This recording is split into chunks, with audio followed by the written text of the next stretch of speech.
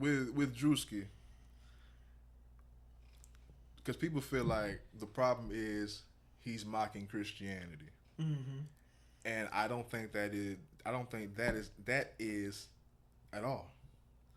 I think that Druski is mocking the mockery that y'all motherfuckers have made of Christianity. Yeah.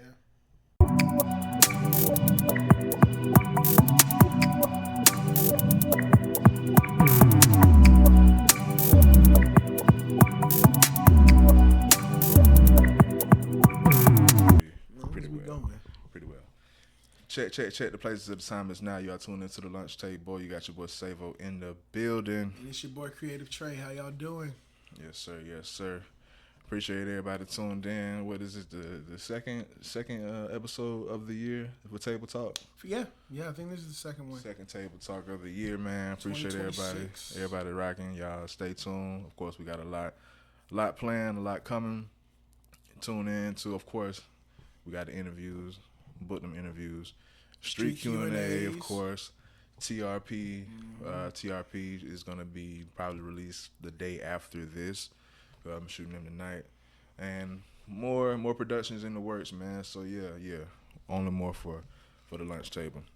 Sure. And then the message and just the vibes just to the world I would like to project. Any other content creator, you got your platform, man. I want to see you win in all ways. I ain't got no beef with nobody. I hope ain't nobody got no beef with me. I hope I don't have any interactions like Corey had with Anton. Boy. Because, man, oh, man. What a way to start out the year, right? It's my must-see TV. Shit is crazy. And at first, I thought it was just, like, kind of light until what I saw last night. You want to start from the beginning, or you just want to? You thought it was light until that? I mean, yeah. He kind of took it to hell. He kind of took it to hell last night. Yeah. Kind of took it to hell. Okay, so I guess I give the context for sure because I'm a fan of both platforms. You know what I'm saying? I've been watching both for a while. Been noticing Anton for a minute, and I've been watching 5150 for years. Tuesday nights faithfully. But yeah, but I say that to say if you know these two individuals, you know that they have two completely different viewpoints, complete 180 of each other. Completely. Yes, they're two black men, but you can clearly see the apparent split and where they're stand. Where you they see where their they differences stand. between each other for sure. But yeah. Corey extended to Anton or it could have been vice versa, but they had a conversation to where Anton Daniels, he made a guest appearance on 5150 Corey Holcomb's podcast last week, which when I saw it being broadcasted or being basically the upcoming premiere is going to be Anton Daniels, yeah. It immediately got my attention because once again I am familiar with both parties. So I'm like, okay, this can't really be a calm storm. I don't anticipate it being a calm storm. Can it and could it have been a civil and grown conversation? I believe it could have been if that was the essential and the initial objective. I think one or if not both parties wanted war from the beginning, and they got what they wanted. I was about to say, do you think that at any point in time, maybe in Corey's mind, he thought to himself, "Oh, this is gonna be a good viral moment. Let me just see if I can push it." Because I feel like after the situation ended up, after he apologized, Anton, I was like, "Damn, we're done now." Like the shit kept coming back up after that. Yeah, like I said, being an avid viewer of Corey, I can almost guarantee that Corey forgot about the cameras. With Corey, I love Corey. If I had to rock with him, I don't rock with each side. I rock with my side, and what I believe right is wrong. They both had some right and wrong on both sides for sure. Dead ass wrong. But Corey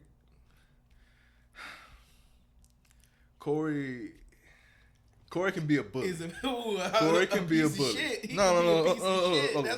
Let me lay the foundation. Corey can be a bully, and at sometimes he can come off to some as ignorant. I'm not gonna say ignorant, but as an ignorant motherfucker, you know what I'm saying? If you watch it stand up, like, okay, he an ignorant motherfucker. He funny as hell. Funny as he a damn fool. You know what I'm saying? But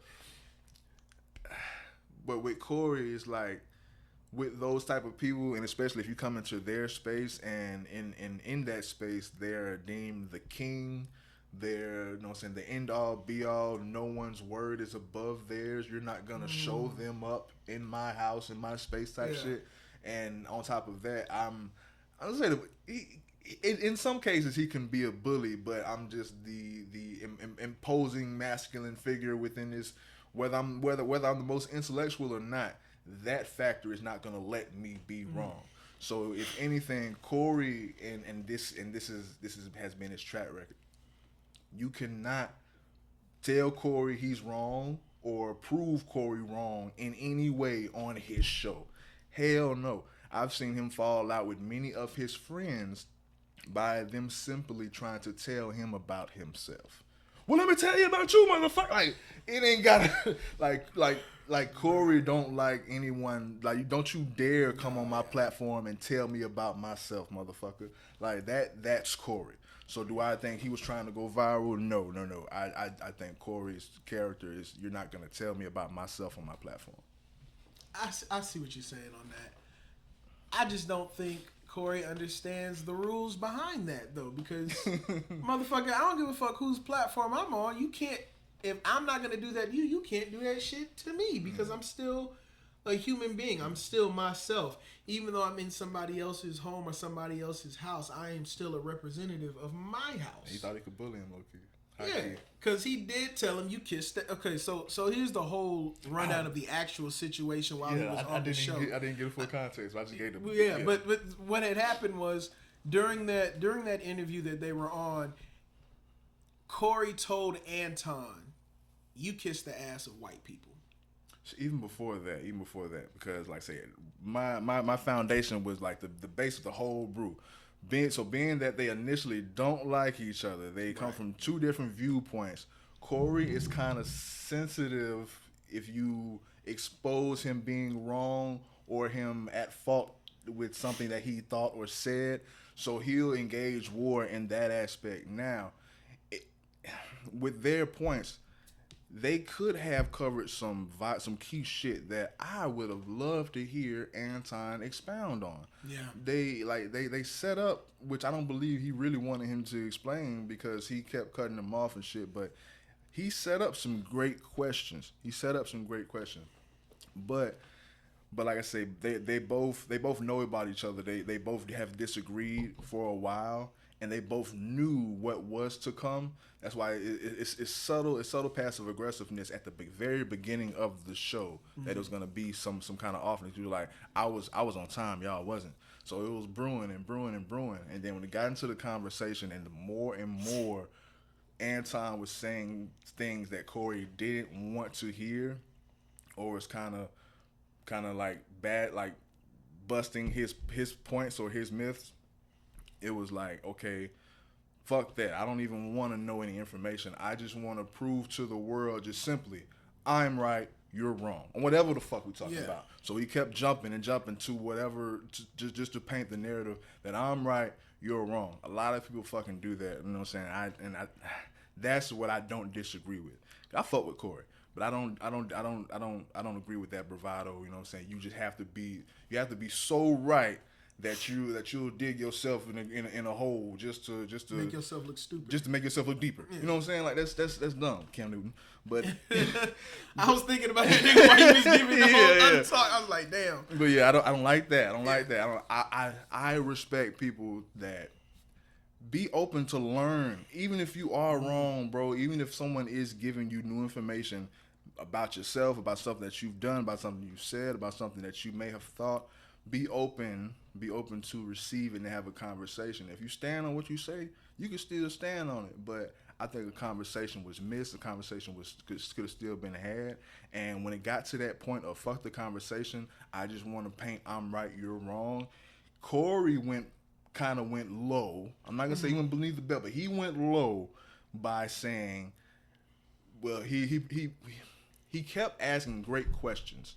And then when Anton was giving his intro to start explaining his question, he kept cutting off with something, and then he threw on something totally left. Okay, well, can you explain why you only talk about the black man and you don't say anything about the white man's contribution of our situation?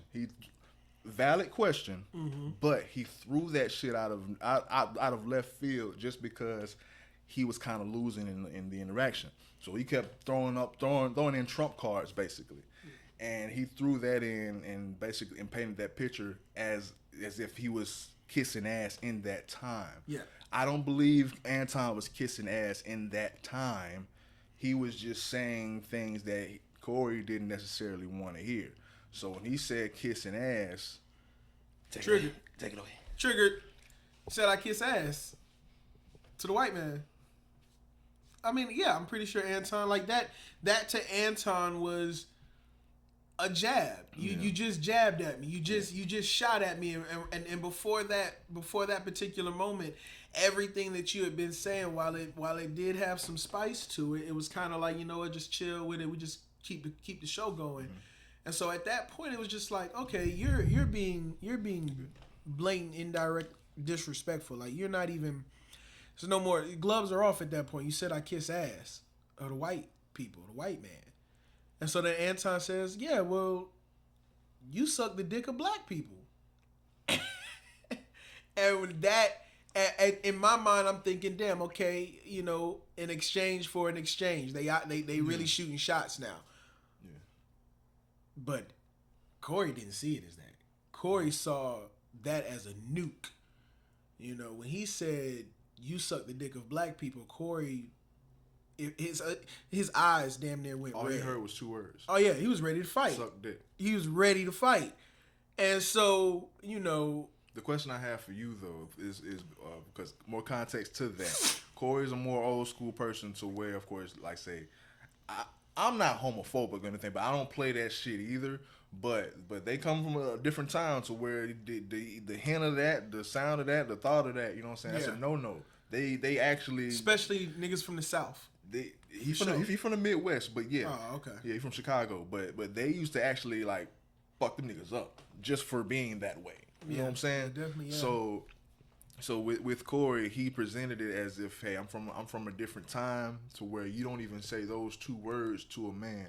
As opposed to Anton, I old heads personally that move in that light. Yeah, as with Anton, I believe the whole term kiss ass and suck dick is all kind of synonymous to just sucking up or pandering to. Yeah, you know, it's called all kind of synonymous on the same level, basically. Yeah. So I think in Anton's mind, these are just synonyms in a sense. We're just talking. We're just talking. You know what I'm saying? You know, I don't literally kiss ass. I know you don't literally suck dick. We're just a figure of speech. Yeah, we're just talking. I think he took it as a figure of speech. I don't think he meant it as, I got you on video, nigga.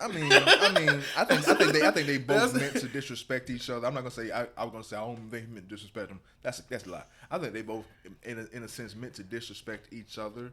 But as deep as how Corey initiated, Corey took it almost as if though, like, nigga, you got a video of me for real?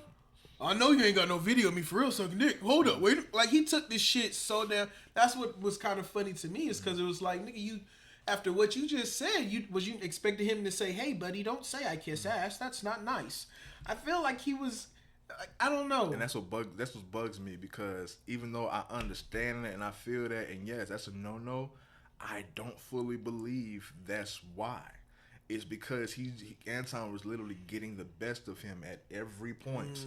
And even at that point, I had a better comeback. So nigga, let me just stop everything right now. You said, you better not. Like, and I watched that shit in real time. I'm like, man, bro. Like if you could see steam fly out his ears, it probably would have in that moment. Suck dick. Yeah, because he was like losing the interaction. You're not better than me. I'm not. You feel me? I'm not gung ho for Anton, but what I saw in real time, shit. Anton, because even before that, Anton was saying subtle shit because Corey was like, you keep shitting on black people, and Anton literally said, I'm not shitting on black people. Only person I'm shitting on is you. So it's like the whole night, he's literally gut punching this nigga the whole night. So it's like, so after that whole situation though, what really kind of made me like roll my eyes was when I saw Anton leave. He's walking away with his assistant, by the way, this girl that we'll get to her I guess in a second.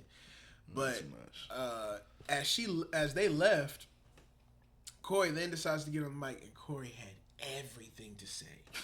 He had everything to fucking say. Beforehand, the only thing he could say was, I bet you won't say it again. I bet you won't say it again. Now let's actually highlight the interaction, whether the actual blow up. You can take it or I can take it. Okay, so the actual blow up. So Corey tells Anton, you kiss the ass of white people. Anton says, you suck the dick of black people. Corey gets really pissed and upset. Corey tells his co-host, Darlene, he tells Darlene, switch seats with me. Because at this time, Darlene is sitting in between both of them. It's a bully tactic. And so Corey's like, I'm gonna run up on him. Darlene at first was like, no. And then he's like, move out the way, goddammit. And so she ends up moving out the way. He gets in the middle he gets right there in front of Anton. Anton fixes his posture, you know what I'm saying, just in case. And Corey leans into his face and lets him know, I'm running up on you. That's exactly what he said. Something like, I'm up on you. He said, now say I suck dick again. Say it again. Anton is just sitting there talking, blah, blah, blah, blah, blah. Anton's literally saying, nigga, I don't give a fuck about what you're saying. We can go outside right now. Right now. I don't give a fuck about what you're saying. Let's go out back right here, right now. That's what he told him. And I've seen people, so real quick, now that we've gotten to this particular interaction, there is a YouTuber influencer. Her name is Keita Rose. I watched her video on this particular situation, and she disagrees with how I viewed from it at this particular moment. She believes that Anton is a bitch for not saying it again, instead of Corey is a bitch for not going ahead and going and I don't have to say it again. I don't have to say it again. I have to say it again. My philosophy was, whoever is the most upset should be the one ready to swing first. You're the one that's most offended.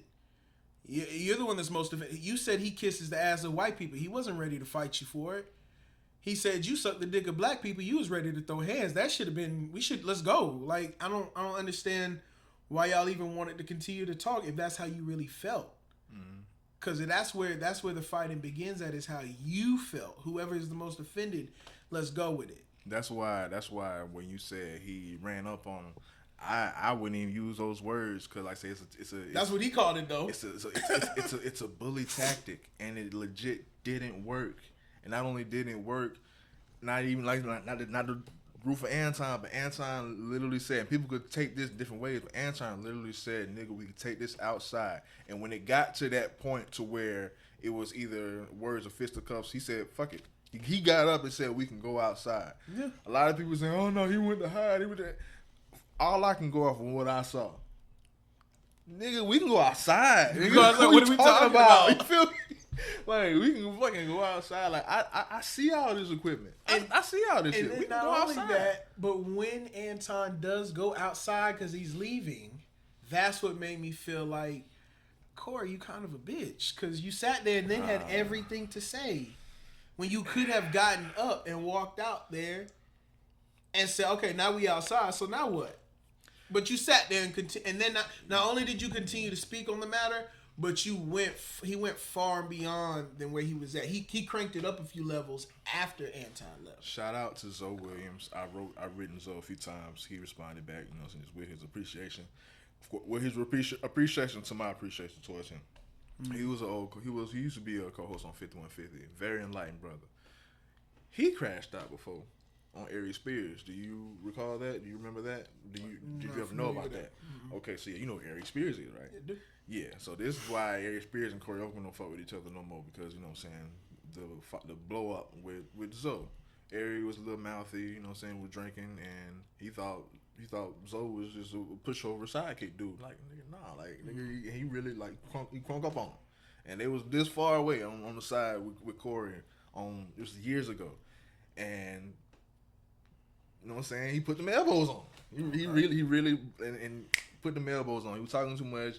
He put them elbows on, and Corey claimed. Well, I'm gonna say Corey claimed like it's not true, but through damages and legal suits, you know, some Ari Spears and then with old studios and shit, he claims that he's not going to damage this equipment. I've seen this before. I'm not gonna go through that. Also, it could have just later registered that Corey was just in a fucking like a motor scooter accident like a few months ago where he literally broke both of his wrists.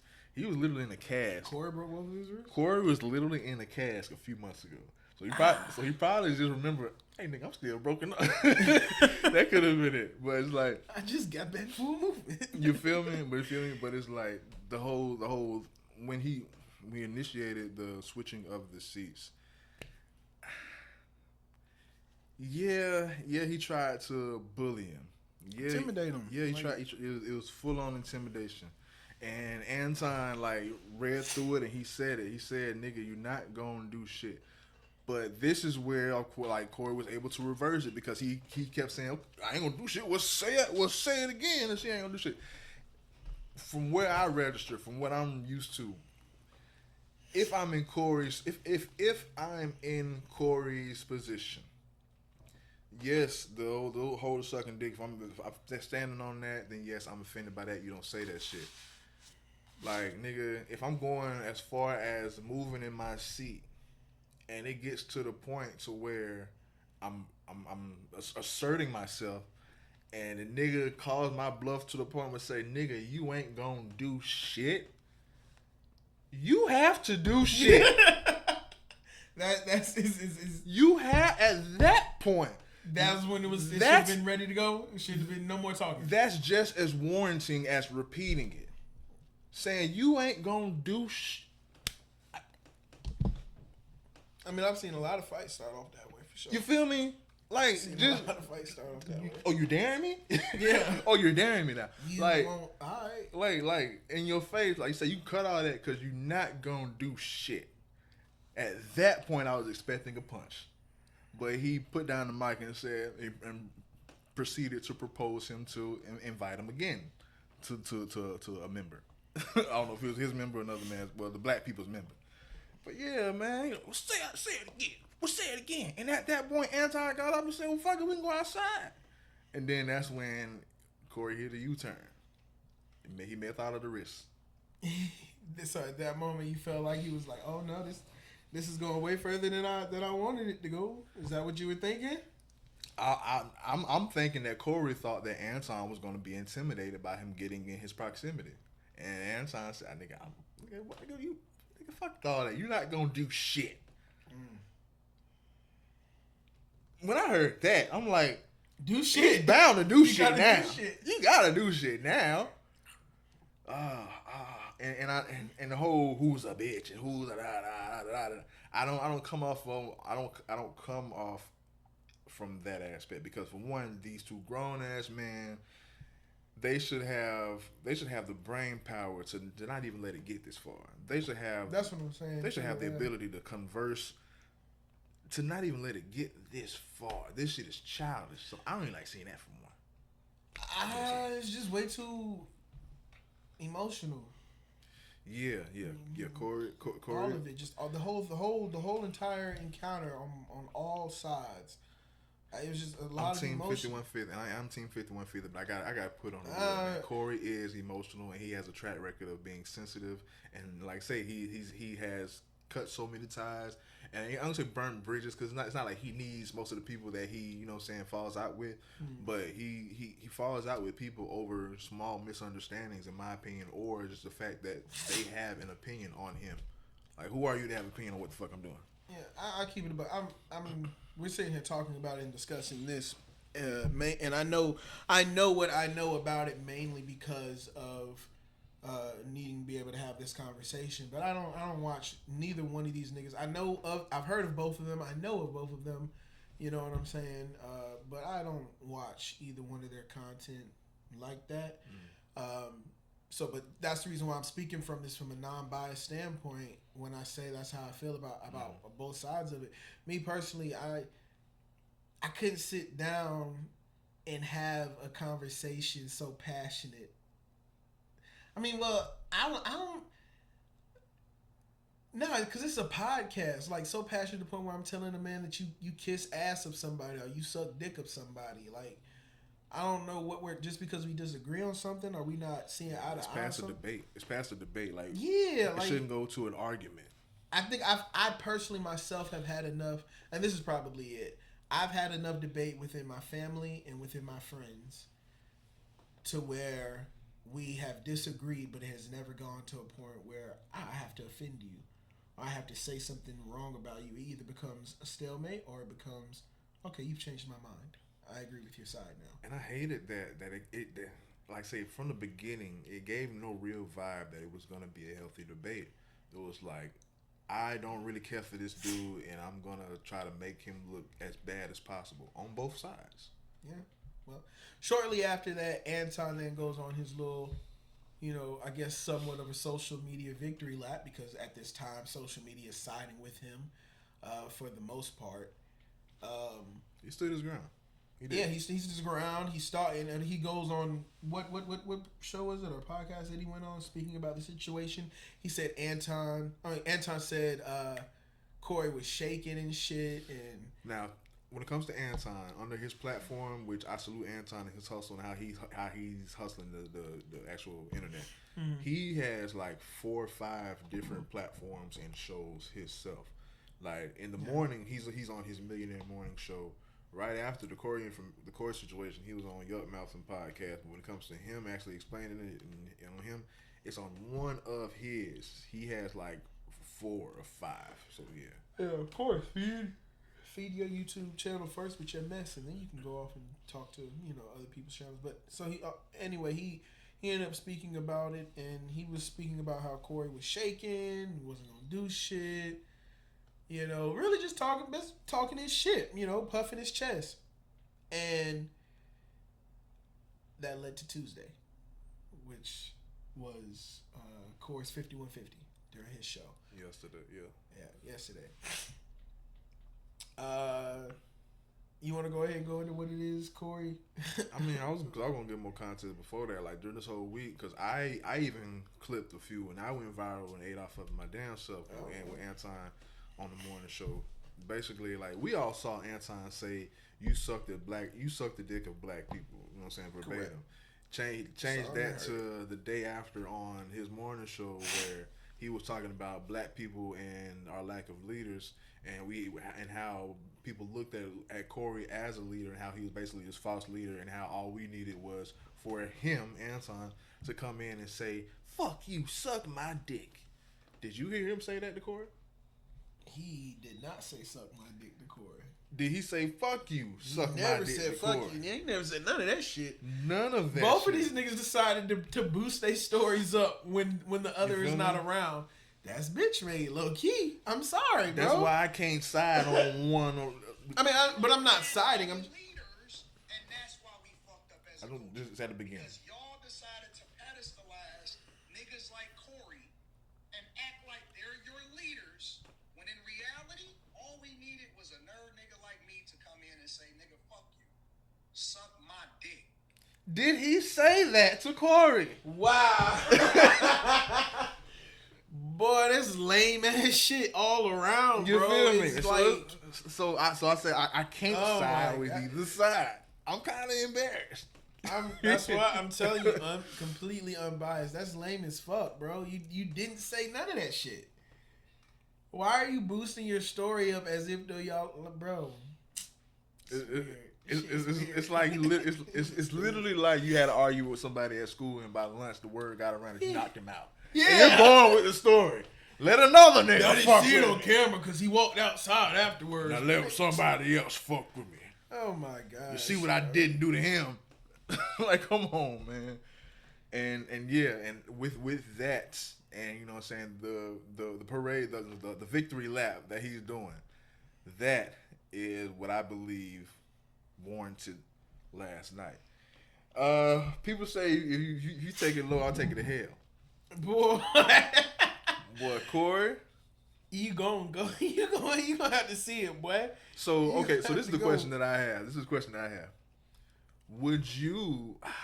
Because this is given that I anticipate that you have enough context on the situation. Would you say that from last Tuesday, war has been initiated between the two? War has been initiated between the two. Do I think it needed to keep going? No. Do you think it was initiated with the initial blow up? Do you think that initiated a war, or do you think that should have been just a passing moment?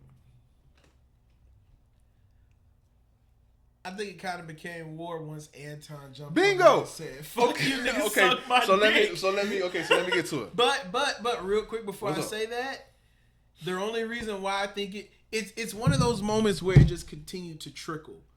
That's where I'm getting to. Let me play. That's exactly where I'm getting to. You know what I'm saying? Initially, it could have just. Well, I believe it was all war. I believe it was all war, even from the booking. Yeah. I think that was a war tactic. I think war was established, and I just believe that Corey thought he was going to win the war way sooner with way less ammunition. And when he saw this nigga is formidable, I got to pull out the big guns. And in war, there's really no rules in war. Yeah. And I think in Corey's mind, he feels as if, hey, nigga, this is war. So I got to pull out a nuke. And I feel like that was completely unwarranted. I feel like Corey took the shit way too far. And when I say it, just like there was moments where shit could have dropped. Like really when the apology happened, because Anton did apologize. That's the one thing we forgot to mention. After Anton told him he sucks the dick of black people on the show, while the show was still running, before Anton left, Anton apologized for what he said to Corey. Corey did not apologize to him for saying you kissed the ass of white people. Because like you said before, if he has to apologize, it's going to make Corey look like a bitch. And Corey can't look like a bitch in front of other people on his show. No, not apologizing. And so with that being said, that is where it should have ended, right there. Of course. Before that, way before that. Really way before that. But at that point, we're done at that point. When Anton left, remember when I told you guys, Corey bumped his shit up and he went to a higher level once Anton left? He started saying crazy shit. Like at first when Anton was there, the only thing he would say was, say I suck dick again, say I suck dick again. Then when Anton left, he started with like bitch ass niggas and started calling him shit. So at that point, I'm pretty sure when Anton found out, you kept calling me shit after I left, but you couldn't say that shit while I was there. The only thing you could say was say suck dick again. That gave Anton the feeling, okay, now I have to go up and match your level. I'm going to get on stream and lie and say that I said fuck you and suck my dick. And I'm pretty sure when Corey saw that shit, Corey was like, bitch, let's take this shit. I see exactly what you're saying. But as far as who they are and their prior interactions and just their stances, the whole bitch ass nigga, all that shit, that was before everything, and he put it under wraps for the sake of the conversation. I promise you, Corey had that. He thought he was a bitch nigga beforehand, and he for the sake of content and his podcast, wanted to have him on to see if he can outshine him. Yeah. But he knew he was a bitch ass nigga. Now that you're walking off, there's no reason for me to contain it no more. And that's the problem to me, is because he just told you suck the dick of black people. Mm-hmm. What more do you need to contain? Are you not enraged? Are you not mad? You wanted to sit next to the nigga and get all up in his face. You must have been mad. If you're willing to get in his face, then like you said, if you get in somebody's face, you need to be prepared to get swung on. On both sides, really. Get your eye poked out. Yeah. And so if that's where it's led to, which means that we're not at the point of physical, why are we holding back verbal? Why the only words that are being said now is say I suck dick again, but then when he leaves it turns into, oh, I knew you a bitch nigga, and no, let me call him all of these types of names that I wasn't calling him back when he was here earlier in my face to give him a reason to want to swing on me. I'm gonna call him them names now though. I could call him them names now. Like, you could have said the shit while he was there. War. And so when you say the shit now that he's left, Anton's like, bet, I'm gonna say some crazy shit too. Anton says crazy shit. Bet. Crazy shit. I'm gonna go even crazy. I'm finna go and talk about your wife. So this is where Corey went nuclear. He decided to talk about Anton's wife. Talked about Anton's daughter. Said both of them ugly. Said both of them. He said about Anton's wife. He said, "What is he like? Come fuck with me. I can get somebody to help you get your hair right and help you look good and shit. Make a better looking baby than that. Yeah, make a better looking baby than what you have." Anton has one child, which is his daughter. Called his daughter man. Said that she was. He said that's the new heir. That's their heir, like heir to the throne. Oh god damn, bro. Like he said. A lot of wild shit, bro. A lot of wild shit talking about that girl. That stemmed from the video that I put viral, because within that he was talking about, he proceeded to say, we're off ignorant multiple baby daddies. So he was like, you talking about baby daddies? Well, let me show your seed. So that's where that's just stemmed from. He put Anton's daughter, the picture of her on the screen, and she was in her Olympic outfit or whatever, and he just dogged her out. I mean, war. Hey, that poor baby didn't deserve that shit. That shit was crazy. That shit was crazy. I was watching it, and collateral damage. The crazy thing at the time while I was watching, I was like, this is kind of lame. They don't even have the production and shit set up. They don't have everything ready. I'm like, y'all knew what y'all was finna talk about tonight. There's some other reason, because they've been going on for damn near 15 years. There's some other reason why I knew I could just do this shit without a huge team. Like, nigga, my favorite podcast does this shit with just they have more. They got a little team, but it's not much. It motivated you to get out here and let's get it. Yeah. But I was like, man, like, what are we doing? And then as I watched it going further on, when he did the daughter thing, bro, I was like,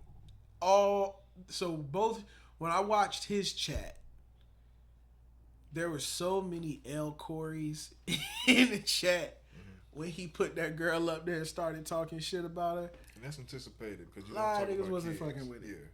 Yeah. You know, you talking about somebody's kids and somebody's wife. Got on with Anton's live stream. You want to go straight into that? Did you have anything else to talk about with? What I want to say, because I have an opinion, but I don't want to seem like I'm throwing shots at any side. Like I say, I fuck with 5150. But let's say you here, and just for the sake of having another person, let's say most of it, or we had a third, and we had a guest, and y'all witnessed me blow up. Y'all witnessed me blow up and act ignorant, and I proceeded to go on the next show and take it to hell like that and talk about their kids. Will y'all just be silent and just enable me to say all that shit? And fuck no. Because if I don't, that's my face is not attached to that. So that's what bothers me, because I love Craig and Darlene. But there's no way that y'all down with that shit. I wonder if they knew he was gonna do that shit beforehand. No, of course not. But it's like okay, you're the boss, and whatever you say goes, and that's the people that Corey needs around him. Yeah, nah. He doesn't want somebody that's gonna be there and be like, hey, bro, that shit's not cool, dog. If we're gonna keep doing this, I'm gonna have to go off screen. I'm not gonna be able to be a part of this shit. Well, fuck you there, nigga. If you don't want, all right, man, you gotta go. No, that's how Corey is. Yeah, that's exactly. I know exactly. Yeah, and that's exactly what I'd be like. All right, man, let me fuck on out of here.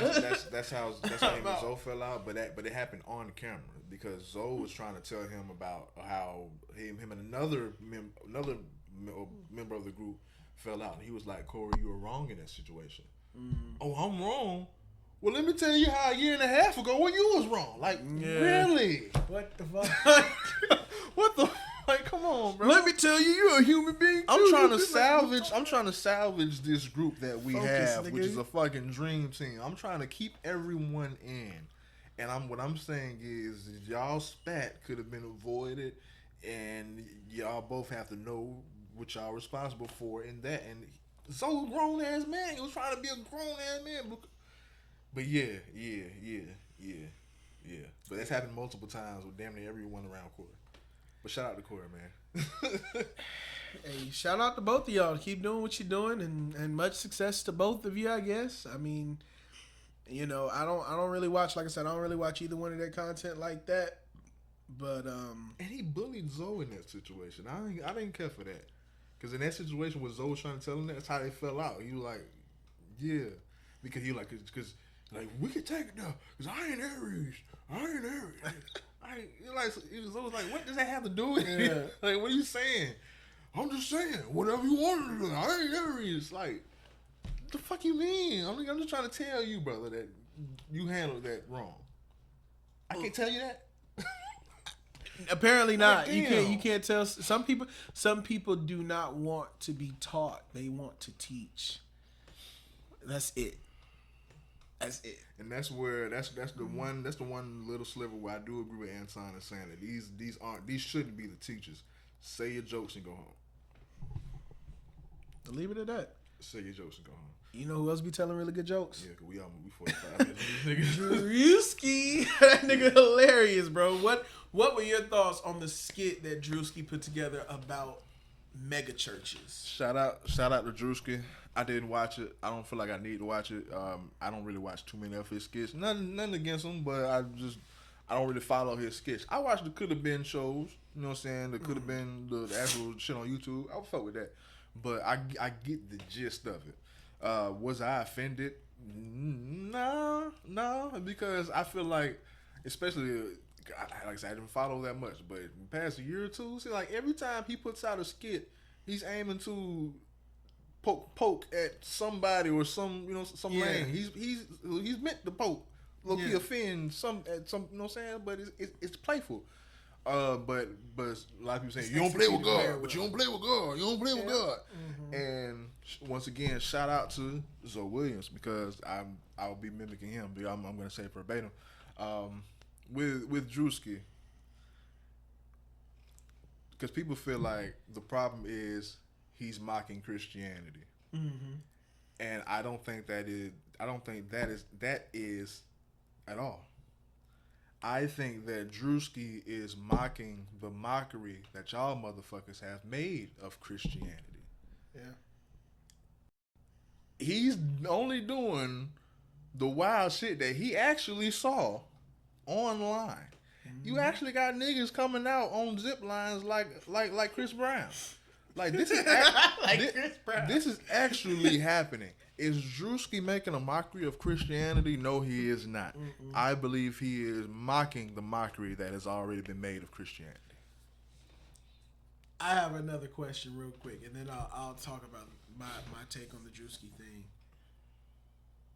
Do you believe that church itself should be whatever, yes, a show? It should be an event type of thing. Like, should it be somewhat of a spectacle? Yeah, should it have a production as big as a church has? Should it have as big of a production and all of the, everything that goes into it that people production is a show. It's literally an a payroll. event. Yeah. Do you think that churches should be like that? If they want to sustain their bills, yeah. Do I think they should? Do I think the essence should be that? No. But I believe it has become that just as the same objective as a basketball game, as a circus, as any other, as a concert, as any real production. We're gonna use this to make money. We're not filming these sermons and then posting them on YouTube. There's going to be profit that comes back from it, and the churches aren't saying no. YouTube, keep the money. Yeah, we wanted to just spread Jesus' name and that's it. And get your money. Get your money. But it's like, but no, man. It's nah, bro. And I don't know how deep I want to get with this. Cause like, I've learned that young. I'm like, okay, this is a show. It's a show. Like, cause I used to be a part of the show. And I know the bills that is required to keep the show going. So I understand that. So yeah, even though this is a show, like the show costs money. But what kind of like drew a wedge with me? I didn't say drew a wedge. I haven't gone anywhere. I'm just more. I didn't say spiritual, but I have my direct, and I can speak to God, and I can get my lesson on demand from anywhere. I have my sermons, I have my preachers. But when my primary pastor at a young age, when he stopped, because as a young man, like teenager, like late teens, early 20s, like that age, I needed knowledge, especially me not having a father, but having the capacity that I have. I needed knowledge from any man that I respected, that I felt knew something. Yeah. But when it got past, teaching, and it got to the point of chastising the congregation for not giving a certain amount so y'all can meet this, I'm like, yo, what the fuck, where we at? Yeah. But yeah, man, because it's an emotional show. I don't want to. I'm stepping on eggshells. I don't want to disrespect it at all, because I still respect it. It's still what I'm rooted in, and it's still where I feel it the most. You know what I'm saying? Especially when it comes to music. But yeah, man, it is what it is. I think Druski, as we said, or as you've already iterated, I don't think he was disrespecting Jesus or God or any of that at all. I think he was, like you just said, he was showing y'all how it looks. Like, literally, if Druski had gone through the steps to become a literal pastor, wanted to be a preacher and preach God's word, and went up there and did that, and we didn't look at him any longer as Druski the comedian. He really decided, I'm ordained. I'm gonna dedicate my life to Christ, and I want to be a pastor. And he did exactly the same shit we just saw. Nobody would be offended. Oh my goodness, he's really putting his money to use to really spread the word of God. I love this. This is amazing. There'll be some naysayers, but it wouldn't be where we at. But that's what I'm saying, though. Like, and so if that's the case, and he didn't get up there and say any disrespectful, in my opinion, about God or about, the framework of the religion itself, he was just showing you how extreme the church gets when they've got the money to go and do what it is that they're doing. To the point where you start to question, do the churches really have to do these lavish, elaborate things? Do you respect Carlos Miller as a minister? He's ordained. Carlos Miller? Mm-hmm. Carlos Miller from... Yeah. Do I respect him as a what? He's ordained. Congratulations. I don't know what the question is. No, I'm saying, like, do you feel as if, like, okay, would you go to, if he decided that I'm going to use this to start a church or start a congregation, would you respect that congregation? Or feel as if that's I would go to it, yeah. I would go to it and check to see. Here's what nigga stop playing. Like I'm saying, like I say now, nigga stop playing. Because here's my take on this whole thing, and I was gonna say this in. Well, now that we've done the Druski thing real quick, I want to slide into Pastor Jamal Bryant and his wife. I wanted to show you this really quickly because this is what they had been talking a lot about. This is his wife and the dress that she was called. Right. Corey had talked about that and shit. Yeah, and so during his sermon one day with his congregation, he told them, these were his words. He said he bought the dress. He didn't buy the body. That's how she looks naturally, which is all true. He said, if you have a booger at home that don't look good to you, then go get you another. Go get you someone else. Something like that. A booger? Yes, a booger. Literally, these were his words. So he was referring to her as booger, not an actual booger. He was referring to the women or to a partner. As a booger. As a booger. Okay. If your partner looks like a booger, if your partner doesn't look good, because essentially what he was saying was his wife looked good. That's how God made her. She's supposed to. She just look good. She can look good in classic clothes. Yeah, she looked good, and the dress just looked good on her. She ain't got to show it. He said the dress, because the dress as you see it looks kind of see through. It's not. It's like it's not see through. It's not for a first lady. It's a naked kind of look, or a nude, or even showing that much shoulder is not much. You wouldn't wear this to the church. And but should we on give them Sunday? Should we give them some grace by them not being at church? I say no, because that's too revealing. Now I'll be honest. Now for me personally, if I saw the dress, you told me this was the first lady of a church, and they were going to some kind of event, I really wouldn't care. You wear the dress, it's nice. You're not actually showing, because you all that shows is like her shoulders and a small bit of her cleavage right there. It's not even. It's not exist. Everything's really covered up. I wouldn't really give it. I wouldn't really give a damn personally, but. If this is something, if you are the first lady of a church and this is something that you wouldn't want to wear there, then I probably wouldn't wear it out. Now I gotta put that picture up on them. Yeah, you gonna have to throw the picture up. But nonetheless, if that's what you want to wear, for me, I'm not so deeply invested into what she's wearing to the point where I feel like I have to be offended to go online and say something. No, that's just how I feel. I would look at it dress and be nice dress. Yeah. No, I wouldn't cause an uproar. But if someone proposed a question to me about that, she's out of line. Yeah, I'd probably say she's out of line. If I was asked, yes, she's out of line. In my opinion, it's a little too risque. Just a little bit too risque for the first lady of a church. But nonetheless, especially as a first lady, because that's fine. It's actually like. Yeah, you look good. She do look good. It's a nice dress. But for you to be up there as the pastor of the church, telling your deacons, telling your newlyweds, telling people who have been together. Go back to the full picture. What was he wearing? I didn't even see. I wasn't even looking at his ass. See, yeah, that's like match his class. Yeah, match his class. Yeah.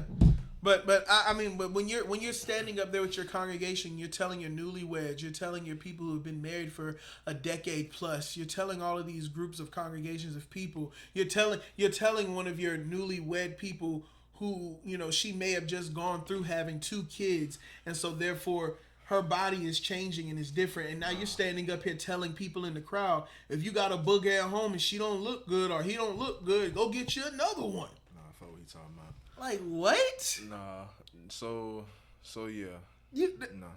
That's wild. Like I said, I could see in some ways giving people grace in some situations, but I don't know where they were going. Now, if he was dressed kind of, I guess, androgynous or showing all the meat here, if they was at Paris Fashion Week. Shout out to Fashion Week, man. It's been a lot of different celebrities and entertainers and influencers in Paris as of now for the Fashion Week. Cenat being one of them. He's there. I anticipate getting more inspiration and just creativity and just creative thoughts behind his new clothing brand, which is Vivette. I forgot what it meant in that language. It's another language. Spell it? Yeah, Vivet. It's something like he, she, or it, or it's like an inclusive noun. The they, them. Yeah, can do anything, or can accomplish anything, or can do something, or can change the world, or some shit. It's something like that. Like, now, is this some shit is this some shit that he made up himself, like eclectic? No, something that he a new word that he found in passing, like when T-Pain made Epiphany back in 2008. He learned that new word and fell in love with that fucking word. So yeah. Okay, so he or she or it will live forever. So that's what it means. Vivette means it's Latin, and it means he, she, or it will live forever. So is this the mindset that you reach once you've achieved all of your goals before 30? I don't know. Because he's achieved a lot, and he's already talking about living forever. I'm like, bro, you prayerfully, with God's will, you got a lot of years left to live. But he has accomplished so much of the things that he's wanted to achieve. He's met so many celebrities that he's wanted to see. I think at this point, have you seen some of his videos where he's reading? What's your thoughts on that? I mean, my only thought is that that girl broke his heart so bad that he's in a cave now. And he's showing us a little bit of what he's doing in that motherfucking cave. But he is in a cave right now due to heartbreak. And that will only time will fix that shit. He's in a depressed shadow. Haven't seen a nigga smile in months. Niggas in a fucking cave. Even when he told Speed happy birthday, we'll get to that. He looked sad doing it. So yeah, I can see him doing everything that was on his bucket list, do everything this and that, just to stay busy, not to jump off the motherfucking deep end, not to jump off a bridge. Because I think this nigga is that heartbroken that if he were just to sit in his room all day, he'd go crazy. Yeah. So let me distract my mind with anything I can find. I don't think that's the full reason why he's going this route, because I listened to with some of his videos, like you said. I think that's a huge lion's share of it. Another huge factor, which I believe, and I've been trying to preach to a lot of youth, especially if you're around me in my proximity, that bro, the older you get, if you want to be taken serious, you can't sound stupid. Yeah. You can't be stuttering, and you can't have no type of vocabulary, and you can't not know what words mean. You can't not know how to read. You can't not spell, especially if you get older, or if you get richer, or if you reach some status to where, motherfucker, you need to be taken serious at some points. So he said that. So like I can't be in certain rooms and me wanting to really relay my point, and people not being able to take me serious just because I can't articulate myself. I'm like, yeah, brother, yes. And if you've watched any of his live streams or any of his videos, sound dumb. And he's explaining, even in the moments where he's trying to explain to his production team what it is he's trying to achieve, what his vision is, which, I mean, he does it in a way to where you eventually understand what he's saying, but he stutters his way through the entire, I want, and then we're gonna, and I needed to. It's like, okay, I understand the idea, like how his brain is moving a mile a minute, because he's a creative. He's got a lot of vision and a lot of things that he's trying to accomplish, and he wants to see. That's in his head. He can already see it clearly. Now he wants to see it in the real world. So he's running a mile a minute and trying to handle a lot of shit. But if, like you just said, when you're doing that all the time and that becomes your habit, that becomes your thing, you've got to learn how to slow things down. Even when I watch his reading videos, I love the reading videos mainly because I love the fact that an influencer is truly out here trying to show young people that watch his videos that it's okay to sit down and read a book and just try to become better at something. And it takes time. He even had another video where he was listening to Frank Ocean. I think it was the Blonde album. And he was like, I'm going to listen to it and we're going to go through and I didn't watch every single video from beginning to end, I'll be honest. But I thought, for the kids who are really inspired by Kai and really interested in him, I hope that they can take this to heart and it'll help. It's a great step, but it's still kind of sad to me. It's still sad because, of course, this is some shit that you should have learned back in elementary, middle school. Yeah. How to read. Yeah.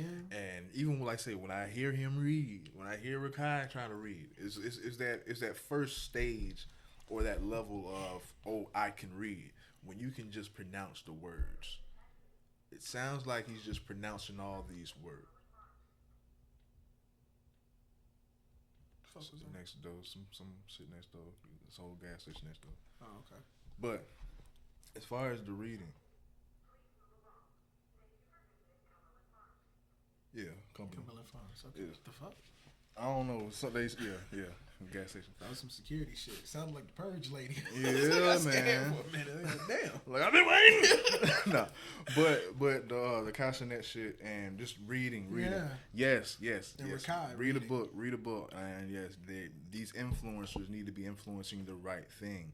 But it's like, yes, I love the progress, and And I anticipate and pray that they will get there to not only be able to read, but fully read and comprehend.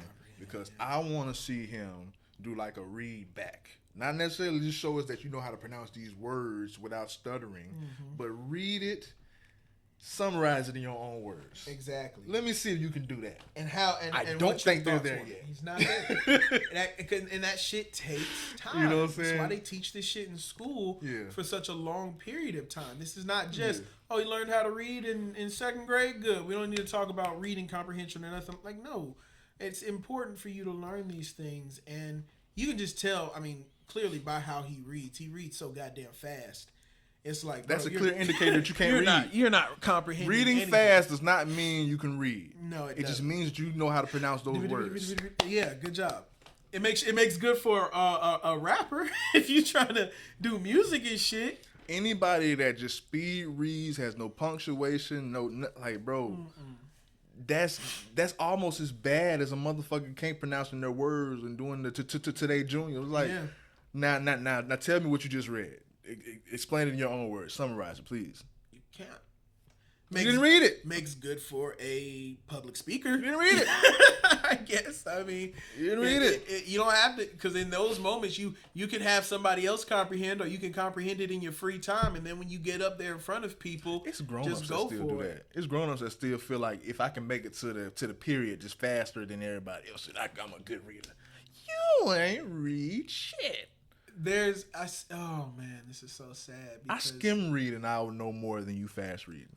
Yeah, for real. It's sad, and the reason why it's so sad is because I see, like we were just saying before, the trickle down effect. This right here is the prime example of what spending hours on social media and TikTok and scrolling and immediate gratification and everything that this microwave generation, as people call it, this is what it builds up to the point where I can't sit down and read this book the right way in order to comprehend it. I need to do it fast. Why? Because when I'm on TikTok, I'm not pausing to really, I'm just scrolling. I'm just moving. And my brain is constantly racing. He's got to learn. He's got to meditate. He's got to learn to sit down and just chill, breathe, relax, then read your book. And eventually he'll get there. Yeah, I say because you do it to a certain point. Practice makes perfect. There is motherfuckers that can just and actually know what the fuck that they're reading.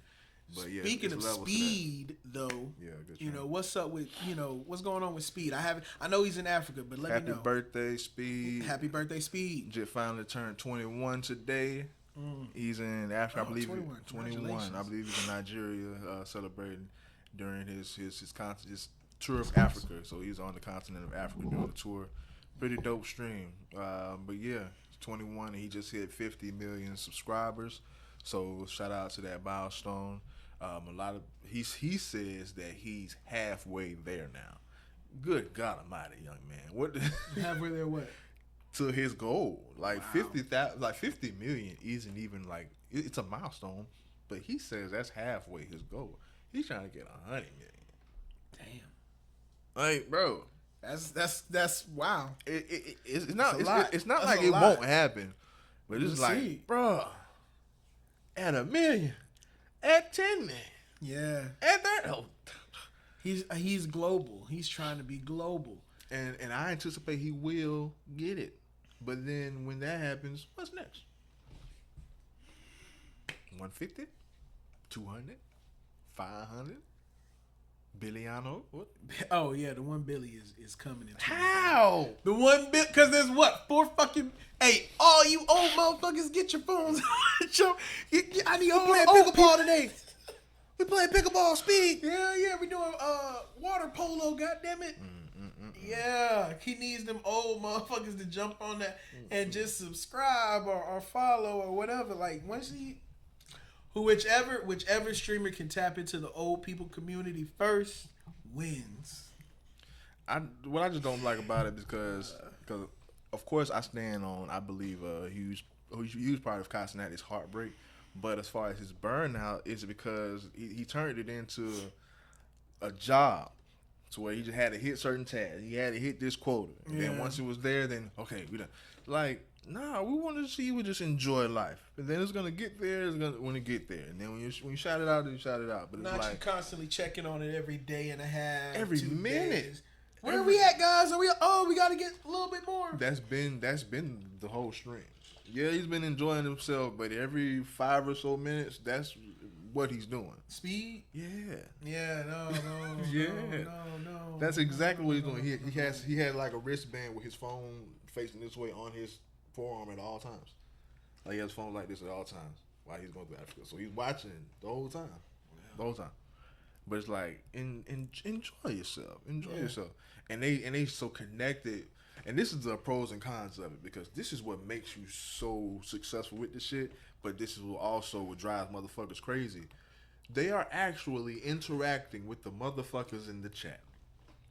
And these motherfuckers, like, the chat means so much to these people. The chat have so much influence on them. What's Speed's chat like? Because I know everybody's chat is different. They're the chat. I mean, it's a chat.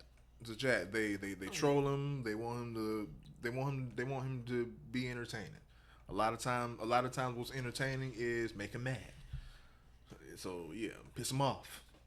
Tell him something is when it ain't. Tell him he hit 50 million when he's at 49.2. You know what I'm saying? Spam 50 million. You know what I'm saying? Like do everything. When these streamers like are really connected with that shit, and they get pissed off that they're trolling. It's like, but you can't. But if you are dismissive to them, you're not gonna have the chatters. They're not gonna be interacting because you're not interacting back. So they're gonna feel like this is a one-way street. They're gonna feel parasocial. These motherfuckers is opening a lane to where, hey, you can affect me as same as I can affect you, and I don't think that's healthy. Yeah, emotionally, it's not healthy. Mm-mm. You're literally allowing Nobody. hundreds of thousands of other people nobody. in the chat. People who you can't see, people who you don't know, nobody just out there trying to antagonize you and force you to no longer have control over your emotions. Like, and I wonder what that, like, we're in right now. We're going through the motions right now, but at some point in time, we're gonna have to see, okay, where is this gonna land? How does this plane land when speed is 40? Yeah. Like, that's the only thing I can think about so much. Like, even with Cenat. It's going to be way before then, but yeah. I mean, but where? Like, where does it land? How does it land? What does it land into? Yeah. Does it turn... Like, we're so unfamiliar with this streamer and influence culture. We don't know where it lands at. I can see speed once it's all said and done. One, I can see him ending it anywhere between age 24 and 28. I can see him ending it then.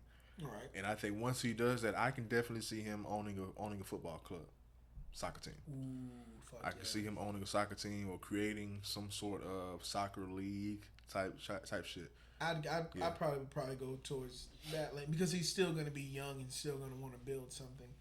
He might try to build his own soccer league along with other YouTubers. Yeah, I can see him doing that. I can see him doing something like that. But NBA and I mean soccer. If he does that with soccer, all other sports need to be scared. Yeah, in any facet, the point is, we don't see the motherfucker going broke. Oh hell, at any point. Well, preferably they just put him on Doritos, so he just got a Dorito / Ruffle collab.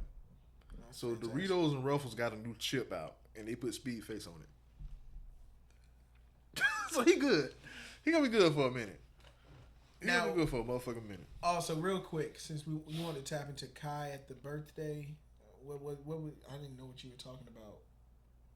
You mean okay? What was the compilation while I was mentioning? You said something about Kai looking at Speed's birthday. How he? No, okay. So after Speed hit 50 million, because today's his birthday, they went to some Nigerian club where they basically gave him gifts and he made his phone calls, and they presented him with this video, which was a compilation of other people wishing Speed happy birthday.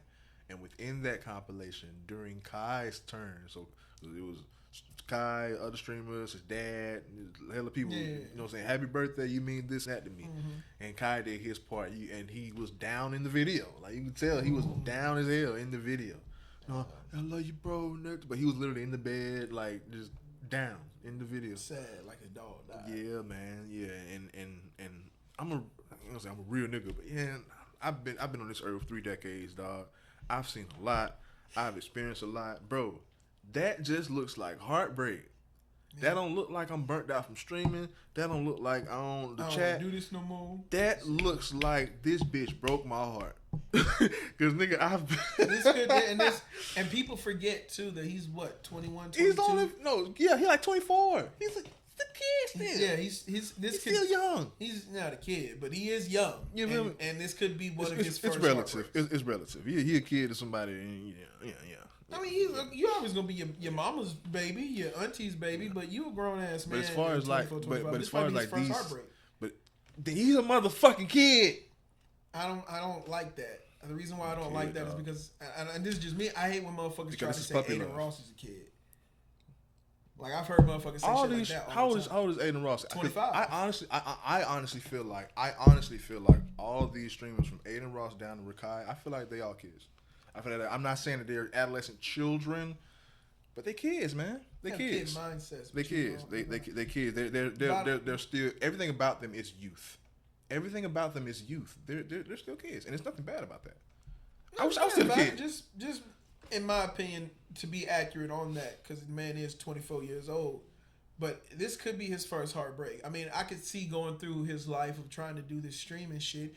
He probably never really had that opportunity to really like, oh, I'm trying to be real close to a chick, and this might have been the first time where he was like, I'm gonna give it a shot for real, and then the shit fell apart the way it fell apart. Because what did she do? I mean, she just left. No one knows what caused the breakup. No one knows if she you know what I'm saying, cheated or not. But she granted, fucking art. But granted, you know what I'm saying, like just the whole point of how I correlate. Because like I said, I've lived 3 decades thus far, and nigga, I thought I was grown way before. I thought I was grown at like 15, 14 years old, just because I had just wherewithal. I thought I was grown, bro. And the more I grow, I know, okay, you ain't grown yet. This age ain't grown yet. Even though I'm surpassed and I may be advanced for the motherfuckers in that same age, I'm like, okay, this ain't grown yet. This ain't grown yet, bro. I can speak for everybody, and it's not directing towards Aiden Ross or anybody, just in general. 21 ain't grown. No. 18 ain't grown, bro. Nope. And it's worse today. At least in even today, back in like the 90s and before, they were more mature. But even then, 18 wasn't grown, bro. Today, these 21-year-olds are still fucking 15, 16. The law will tell you that you're an adult at 18, but you're not really, in my opinion, an adult until you're around like that 25, 26, where you can kind of understand things a little bit better and how life kind of works. I feel like even at that age, you're still very, of course, green. You still wet behind the ears around that 25, 26 age. I know exactly the shift you're talking about. Yeah, bro. But because to me, it's at that point where I feel like, okay, you are an adult now. Like, there's no, as my father always told me, my father told me this when I was around 16 and I got my license. He said, look, you still my son, you still a child. He said, but you're closer to being an adult than you are a child. Remember that. And that was just to kind of prepare me to understand there's no going back. There's only going forward. And if you keep acting, like if you keep this same image that you have now at 30 years old, just because you keep that same image, motherfuckers cannot keep telling you that you're just a child because of the way you're acting and the way you're moving. At 25 years old, bro, you are now able to make grown folk decisions. All the grown folk decisions. That's right. And you're grown. I'm not here to say, because now that doesn't. But real quick, I'm sorry to cut you off. But real quick, now that doesn't necessarily mean that you have to have experienced everything in life and that you should know how to navigate through everything in life. That's not what that necessarily means. So if this is his first time experiencing this kind of heartbreak, then growing. Yeah, you're growing. Go through it the way you got to go through it and do what you got to do. Because what you just said is the whole emphasis. It takes that experience and those cultivated experiences and lessons that really, really, really solidify. Because even then, bro, it's essentially there is no end to it. the more you grow, the more you realize that it's just more levels of being grown and an adult. So I kind of retract what I say about. I still feel that way, and I promise that you, bro. It may not be on your 30th birthday, but Trey. Because I'm just for clarification, I'm 27 right now. Exactly. I'll be 28. That's why I'm giving grace to everything you're saying. I'm giving grace to everything because essentially you're literally next door to 25. So saying 25 ain't grown is kind of saying you ain't grown. It's like, but I promise you, because I'm kind of scared to my mindset at 40 and 50. It's gonna change, bro. Oh, yeah, everything just continues to evolve. Bro, I was a mature teenager. I was a mature 20 something, but if you observe, bro, your 30s, when you hit 30, I'm not saying the 30 is, but just when you hit 30, you're gonna see that those. It's literally like you're on level or chapter 3 now. It's so many levels to this shit, bro. It's so many levels. They are kids. I always remember to give my mother and father grace because I also have to acknowledge where I'm at in my life right now is where they've already been. Where they are at right now in life is the first fucking time they've ever experienced what they're experiencing. I promise you, dog. They've never oh goddamn! I'm just sitting here chilling. My knee hurt out of nowhere. What the fuck? I promise you, like bro. This is all new to them. I promise you. Being at the age they're at now, and they're learning how to use their body the way that it is now. Oh shit! I used to be able to just jump out and go and do that. I can't do it. No, like I used to eat this, and now I can't eat this like that. Like they're having to learn that too. So I give grace in understanding that. However, experience that you gain along the way is what helps you mature. Yes, but your age, you can be mature. You can be mature. Yeah, you can be a mature child. Your age is what makes you a fucking adult. And once you become an adult, the world will treat you as an adult. And if you don't catch on to that and understand that once you become an adult, because you think you can still move like a child, that's what fucks you up.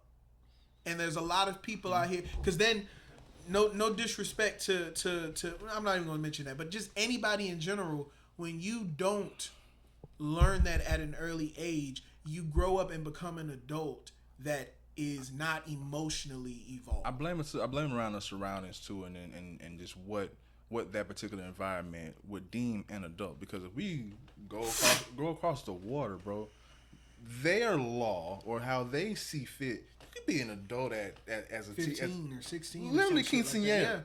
Quinceañera. So it's all relative, but even if we look at that shit, it's all on earth. You speaking about how the law is and how it's established over here. Literally over there, they have quinceañeras. When your mindset, when your wherewithal, when your morals, is that girl an adult? No. Like, who the fuck are you to tell her that's not an adult? You got a country over there saying she's an adult. Because that's how they do things over there. And if that's how you do those things over there, that's how you do those things. I'm not gonna come over here and tell you can't sell that girl for a goat. But she's been vetted. She has the experiences. She knows the role. She can conduct herself as an adult at 15 over there. And everybody else is saying that she's an adult. But you know better. And if I'm over there in their house, I will respect her as an adult. I will respect you as an adult. I would say you fucking wrong. No, I will respect you as an adult and give you that miss or whatever you want. Like, I will respect you as that because I'm over there. I would tell her mother that, hey, yo, this is wrong. But when I come over here, and this is me as like I said before, because I already know how people be getting in the comment sections. This is not on no icky nasty shit. You're still, I will respect you as an adult. There's no needs to be any kind of sexual interest at all. You can be 15, 16 in your country, in your world. They said you're an adult. There you go, ma'am. Respect you as an adult. That's fine. Over here in America, where I live, in my mindset, 18 years old is an adult. 18 years old does not mean... What that tells me is that all of this shit is just a construct. So I don't hear none of that constructed shit. Because just over here 18 is an adult. That's what we constructed. Over there, Yeah, everything's 15. made up, nigga. So Shit. I don't fuck with that constructed shit. I'm telling you, in real life, that shit don't mean shit. Well, Shit is different. Like you just say, your parents, they still learning new shit, bro. It's levels to this shit.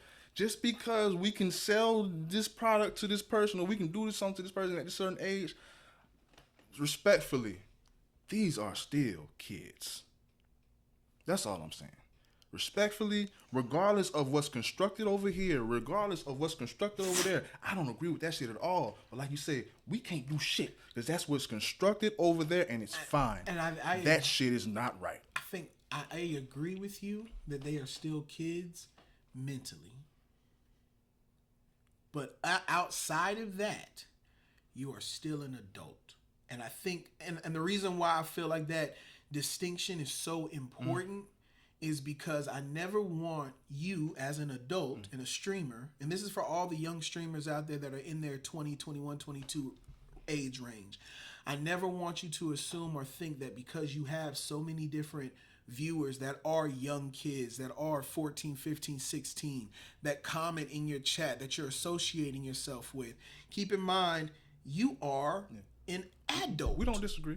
You're an adult, so yeah, I think we agree on this. Because remember that because of the classification of what's been constructed, we can't go against what we have constructed and what's the law, and how people are treated within this construct. Yes, at a certain age, this is how you are to be treated because this is what you are classified as over here. That's constructed.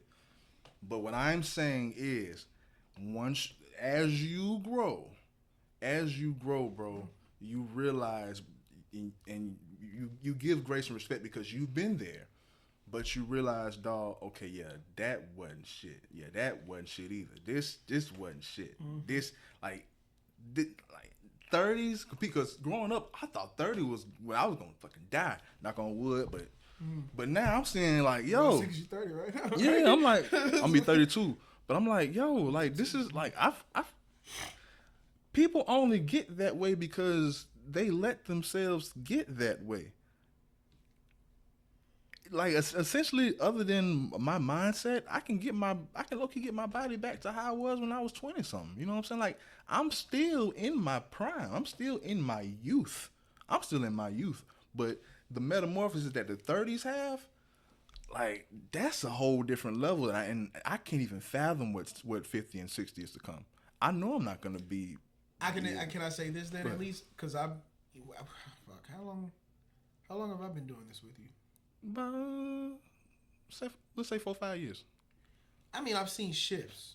Like I've seen a shift within how you run the podcast and how you carry yourself while doing the podcast. Mm-hmm.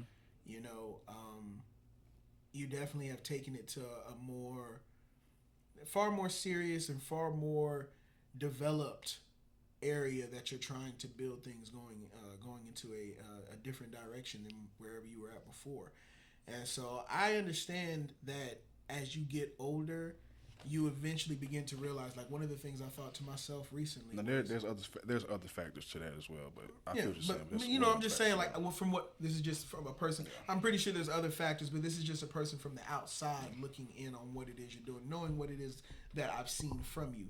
You know, not everything that I know because I don't know everything, but not even just cut you off, but just to that. I forgot what I was gonna say. maybe just give you time to rethink it, but just to that, as far as just the development and just over time and how serious I got. Yes, some of it can come with age, but a lot of it is just, let's say you open up a chicken stand or you open up a burger stand on the fucking corner, and on every other corner in the intersection, motherfuckers just seem to feel like they want to open up another burger stand now. Nigga, now let's try serving chicken with our burgers. Yeah. Let's try serving fat. So now I have to do something different because everybody fucking think they can make burgers. So now the lane isn't as easy as it was because it's now so saturated because I make it look effortless. So I gotta do something different. I gotta develop it. I gotta sustain the pioneer. Mm-hmm. I got to. I remember what I was going to say. I remember a thought that raced through my mind was, what have I learned? Like what are the things that I've learned? Like what are some new things that I've been able to achieve or new things that I've learned? Like just recently over the past few years. And it took me a moment to realize I ain't really learned shit. In reference to what? In reference to just either building something, learning something to help me build and grow closer to my dreams and my goals and the things that I say I want to achieve. You learn how to finesse the internet. You learn how to go viral on TikTok. Well, no, but that's my, as far as my music journey goes, as far as like me making music, my career, that started last year. Okay. For me, like in my mind, that I know I've dropped music and done things before that, but starting last year was the beginning when I started to say, you know what, I'm going to take it serious and do everything necessary that I feel like I need to do and try to grow. Even understanding this one key part, which was you can't force what you don't know. And you have to accept that what you're giving and what you're doing is just give everything you can give into evolving into growing what it is you're trying to grow. But you can't sit here and force yourself and force your mind to do something and do it well. Now you can sit down and do it wrong, and that's how you grow and learn. But I used to get so fucking frustrated because I wanted to do something very, very good. Because I knew because I could see it in my head. I could see how great it could be. And then I had to learn, Trey, do what it is you can do now. Then go and learn. Learn how to make it better. Yeah. Ask people help if you need help in learning how to make it better. Go and do that. Because what I used to do, the reason why I hadn't recorded music in so long, and I'm gonna get off my soapbox because it's not about me and my music. We got an hour and a half. We got so much time. Just understanding that at the end of the day, whatever it is you're trying to achieve and what you want to succeed at, it does take fucking steps. You are not the one that gets to sit there and say, no, fuck this, I'm starting at step 10. Okay, well, go ahead and jump your ass up there and end up being disappointed with yourself and fall back down. That's what pisses me off, and it's kind of like almost a spit or a slap in the face with so many people saying that they want a podcast, or so many other burger stands open up on the fucking side of the road next to mine. It's like, yo, because I had to start with essentially fucking nothing. Yeah, I had people give me layups. Shout out Moby, RP Moby. I had people give me resources, and I had foundations. But as far as just the creative or what y'all see, bro, I started with fucking nothing. I started with just an idea. But imagine where I would be if I said, I'm not going to start until I have the perfect idea, until it looks perfect enough, until it sounds perfect enough, until I feel it's perfect. I'm not going to start until I feel it's perfect. You know how many people are not starting because they feel like they shit ain't perfect enough? Newsflash, it will never be fucking perfect enough if you don't start it now. Never. You have to progress. It's not going to start off perfect. And then if it does start off picture perfect, you're going to be so burnt out trying to sustain that perfection because it's not going to be authentic. It's not going to be genuine. It's not going to be realistic. So by episode 2 or 3, you're like, oh my God, this costs so much. It took so much. It did so much just to do this one episode. It ain't got to be like that. It ain't got to be like that. But it starts with you understanding that we're not doing it. You're not really trying to do it just for the money. You got to enjoy what you're doing and be ready to get through the process. You ain't going to make shit. Go through the process. Hey. That's what I'm learning. PSA. In podcasting, just doing this shit, you're not going to make shit. You'll get money once. Well, let me stop. Depending on how you finesse this shit. Yeah, Facebook, you got other different platforms that'll monetize you with certain cases. But don't think that, okay, this is an immediate stream of income, bro. No. Work got to be put in just for a little bit to be shown, dog. Just for a little bit to be shown. And then the internet's so much of a motherfucking hater, they gonna strike your ass at every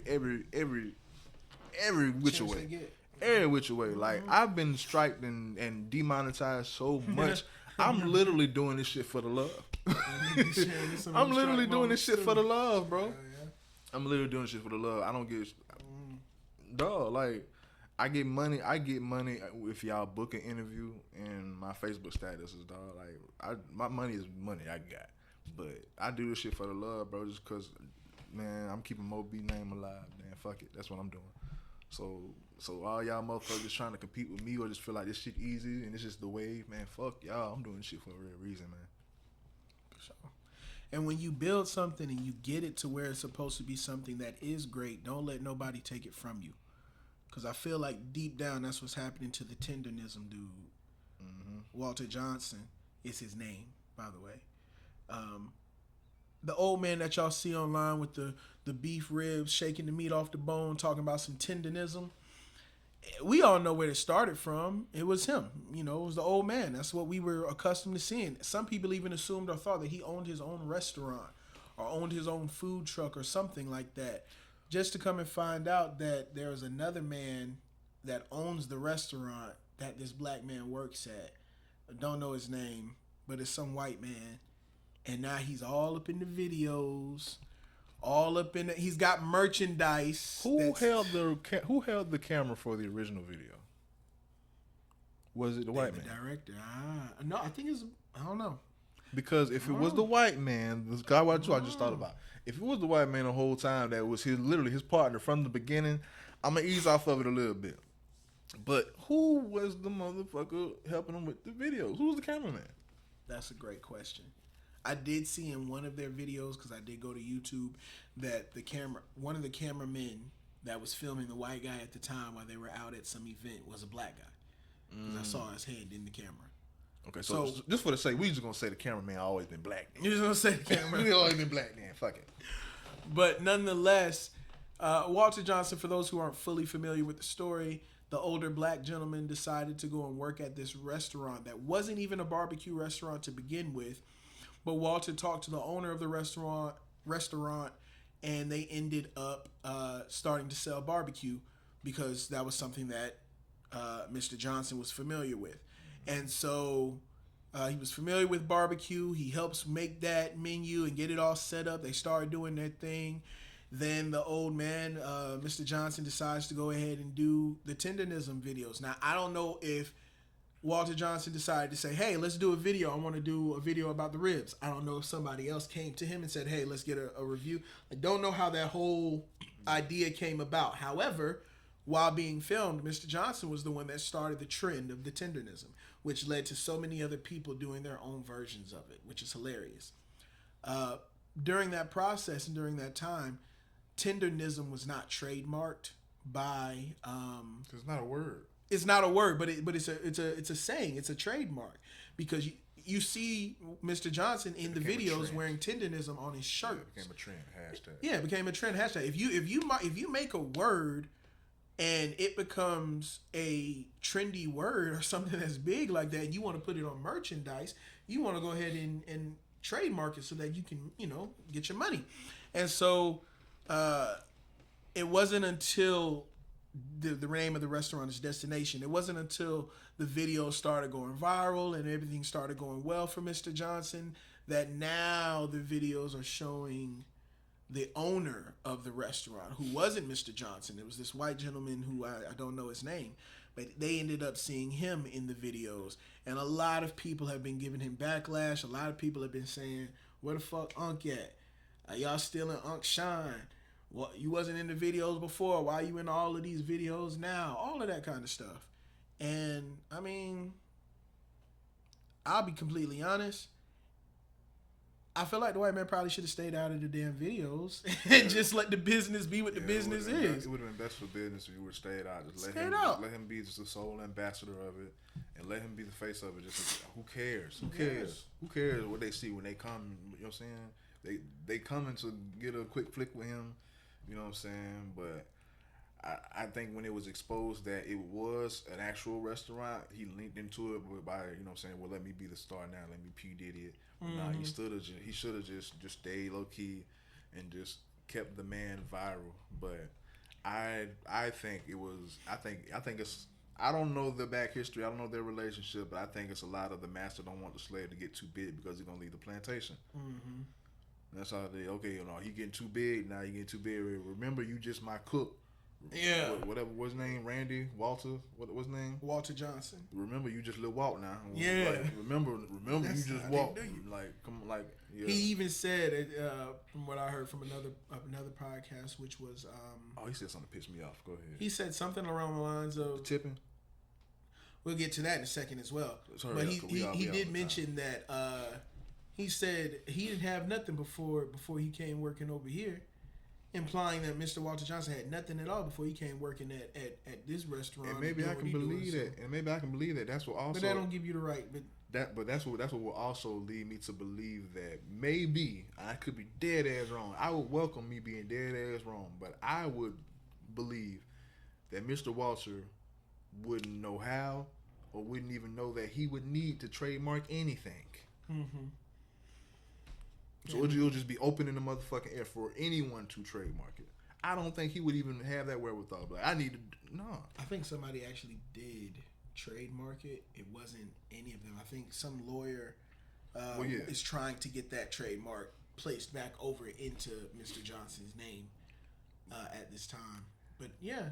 Once again, I would welcome being wrong, but it's probably one of the first times he ever heard the fucking word trademark. Probably What that is? What that mean? Probably doesn't even understand. Got something to do with ribs?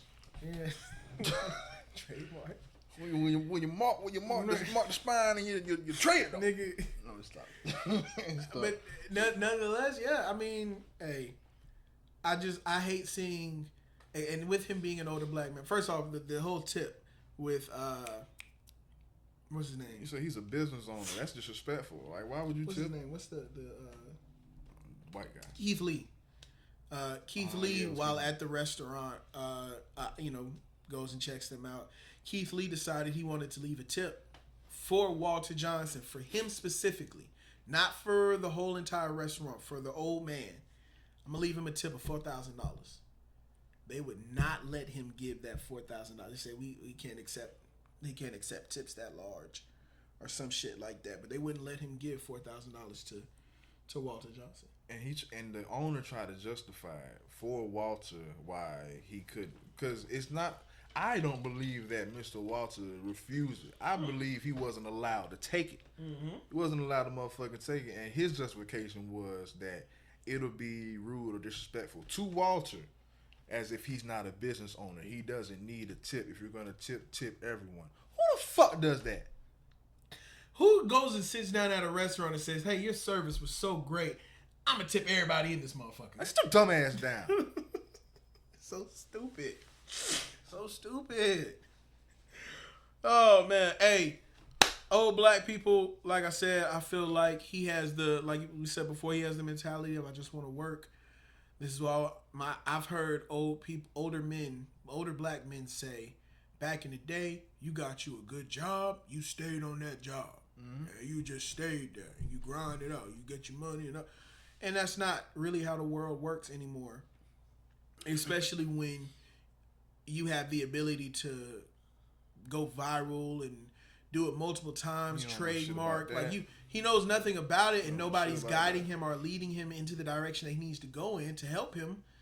But it's just sad. It's unfortunate to see. He does a video, Mr. Walter Johnson. Ooh, shit, going back, what we were just saying about the whole grown shit and the grown up shit and the adult shit. This is oh my god. And I hope I don't become this with our elders. Mm-hmm. A lot of them feel like after a certain age, our new way of living and thinking ain't got shit to do with them. I've lived this. That's your way of living. I ain't got shit to do with that. I'm in my latter part of life. That ain't got shit to do with me. It's kind of beneath me. Motherfucker, no, it's not. Down to a diet, bro. Oh my god. Yeah. Now I'm getting this person. Go ahead.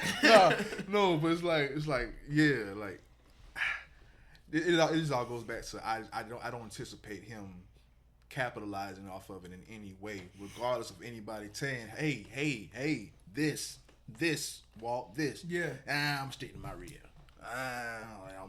I'm so set in my ways. I've made it this far. I'm 60, 70 years old. I don't need to hear nothing you saying about me that I need to change. Look, I got a car. He gave me a car. The car is a nice new Mercedes. It's a nice car. And while folks over here trying to show him, yo, but this is what the fuck you're worth. But I make enough to get all the lotto tickets I need. Oh my God. No. But he's an older person, so when your mind is stuck there in that state, anyone younger than you has no credibility to say anything of real substance, and I hate that. And I don't want to shoot myself in the foot by saying I can definitely have a conversation or listen to someone under the age of 25. But yes, it's gonna have a little bit of a filter. I would say that it will. I mean, everything that you take, you're taking it with a grain of salt. You're just trying to see what this person is about to feed you.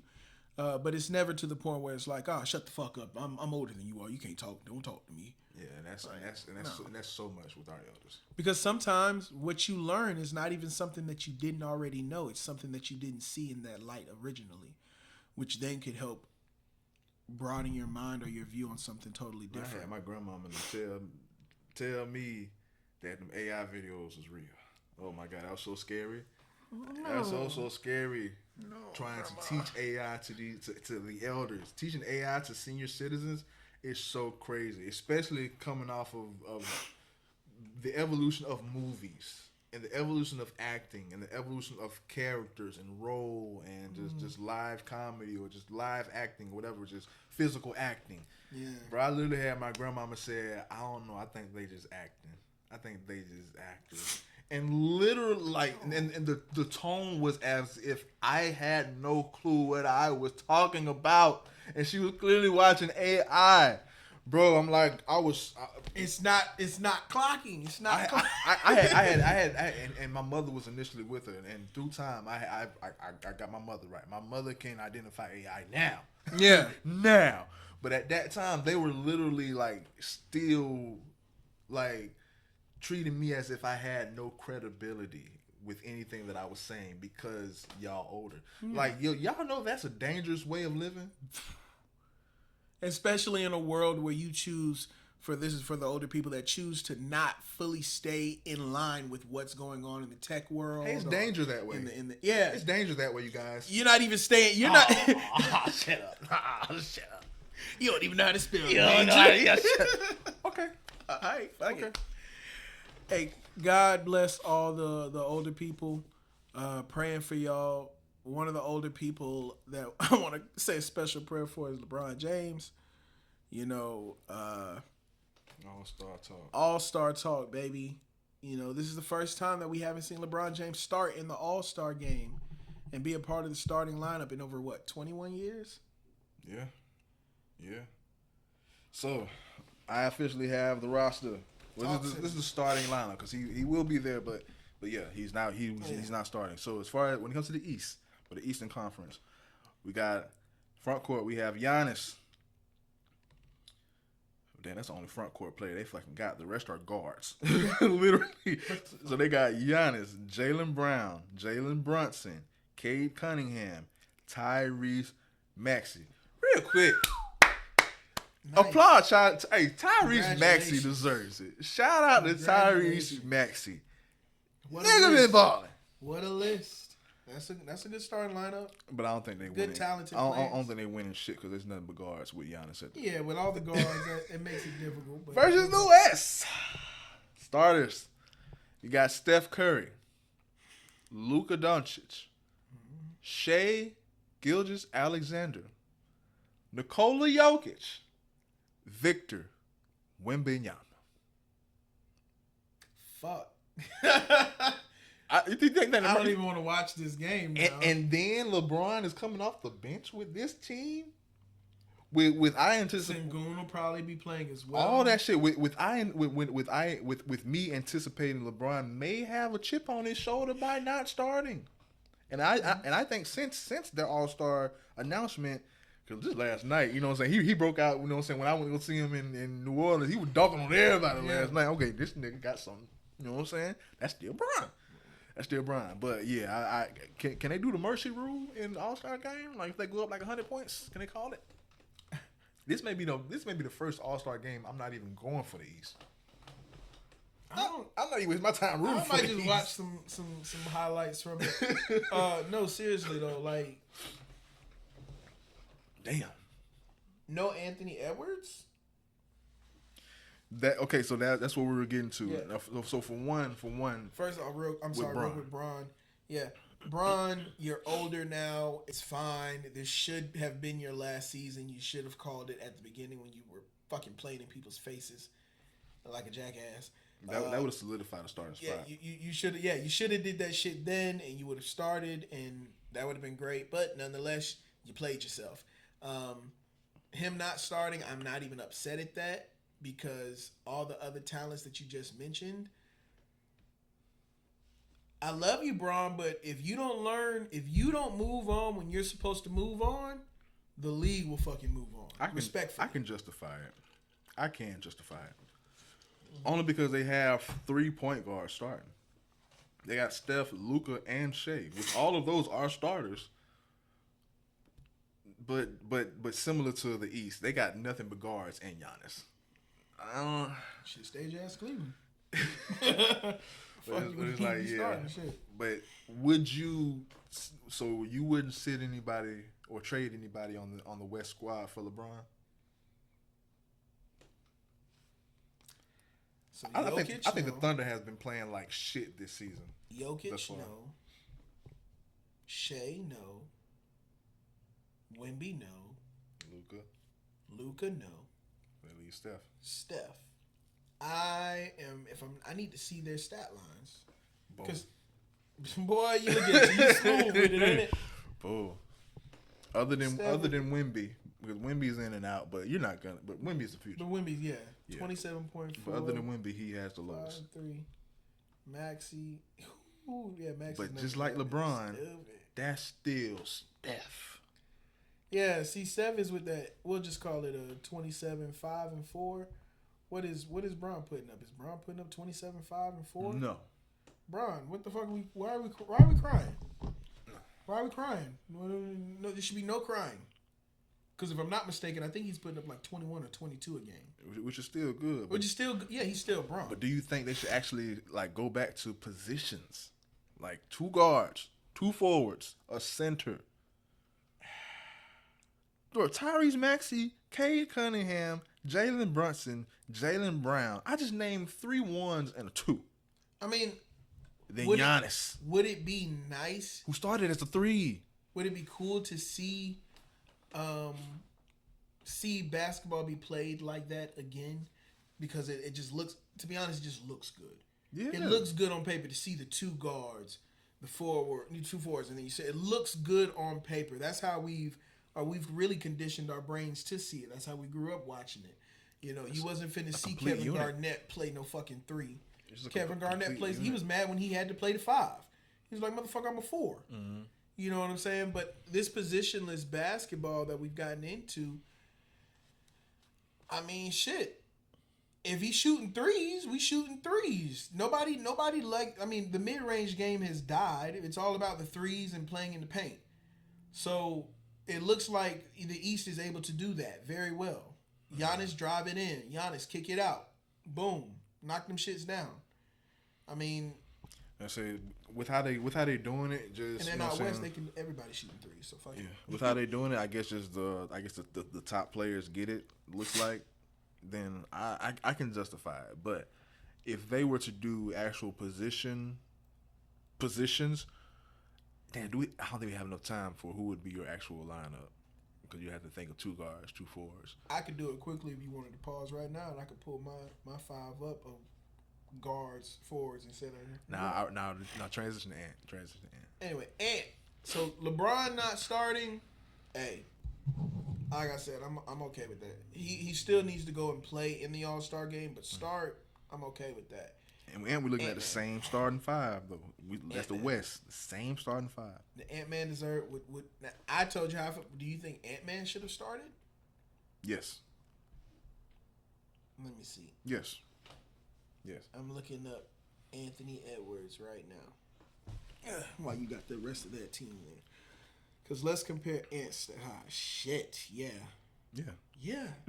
Like Yeah, he killing shit. Yeah, he's the best 2 in the league. He's killing shit this season. Not only because of his numbers, but he's also like, weren't they trying to make that nigga the face of the league or some shit? Wasn't that their mission or their goal? Let me see. Let's compare stats real quick. Look. You got to scroll because Steph would be the only one.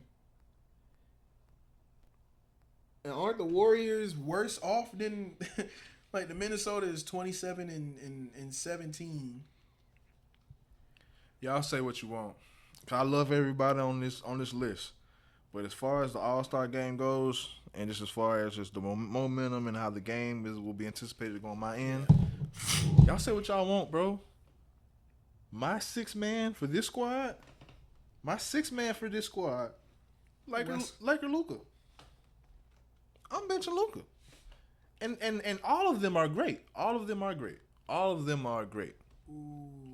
me see.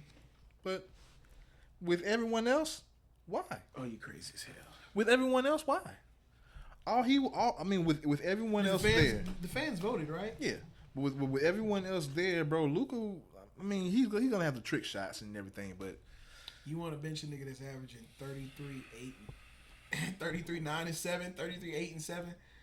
I think the fuck not. Steph Curry ass would get benched fucking with me. I love you, Steph, but we can get Shea at the 1, Ant at the 2, Luka at the 3, and then Jokic and Wemby. Steph would be my 6th man coming off the bench. We love you, Steph. We appreciate you, but you know, going off of stats and the team's records, you're not better than that. I justify that because of the age. But my factor is just when it comes down to just pure basketball. I don't care about today's stats. Pure basketball. None of these people are better than Steph and LeBron in my eyes. Still, just until they are gone out the picture, they still the best. You know what I'm saying? They're not they don't necessarily playing the best or having the best seasons, but Jokic and Lukic. I'm taking Jokic right. I mean, I'll take Giannis over all of them, but I feel you. But nah. Look, with their youth and their position, yes, they're required to do more, so they're showing more. But man, when these players want to show you who the fuck they are, they can still rise to be head and shoulders better than everybody. That right I've seen there, that what shit. You just said, when they want to show you, Shea wants to show me that shit every night. He hasn't been this season. Oh, okay, and there's, I think the Spurs and Wemby probably got in them niggas' heads a little bit because I think that's really what's fucking them up because they're starting to realize that just because we won last year does not mean we're gonna win this shit this year. You still gonna have to fight for it, and that's how it's gonna be. A lot. And I already told you, I feel like last year was not to say a fluke, but it was. They lucked up, bro. It wasn't fair. They lucked up, bro. They got strong when everybody else was rebuilding. So it is what it is. But I think that's really starting to sink in. I think the Spurs reminded them that, and that kind of fucked their head up a little bit because even at the beginning of the season they were rolling.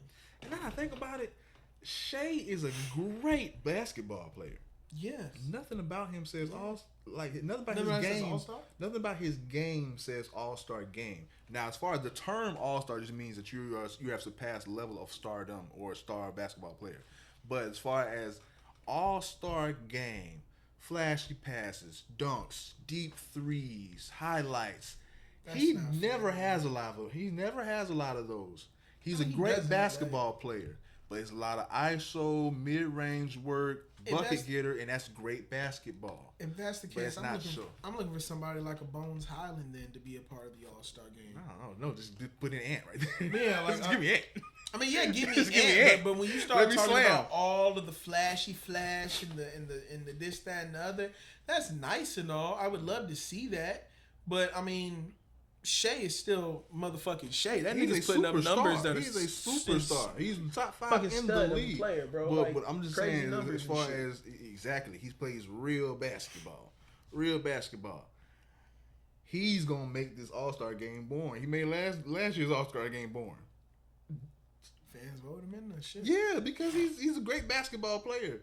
But LeBron know how to make that shit fun.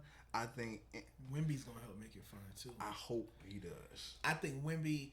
What I'm praying for is for Wemby to be contagious, because I think he's gonna be the only one that fully steps on that court from beginning to end with the mindset of I'm gonna win this fucking game, and I'm serious about it. I just need him to play defense. That's what I'm if saying. He just rim protects. That's enough. That's for what me. I'm saying. He's gonna. It's not even just rim. He's gonna take that shit serious, and I'm hoping that it will rub off on everyone else to be like, this motherfucker don't know we just be playing out here. This shit, he taking this shit serious, man. Fuck that. Let's get out here and play then. Like if he really want to play, let's play. I feel like that lasts. I hope that I hits. feel like that lasts for 5 minutes, just because I feel like it's gonna be a blowout from the beginning with that squad that I just mentioned. Yeah. This ain't gonna be no game. Ain't gonna be no energy to play when you get your ass kicked. Shout out to Tyrese Maxey. Shout out to Jaylen Brown. Shout out to Jalen Brunson.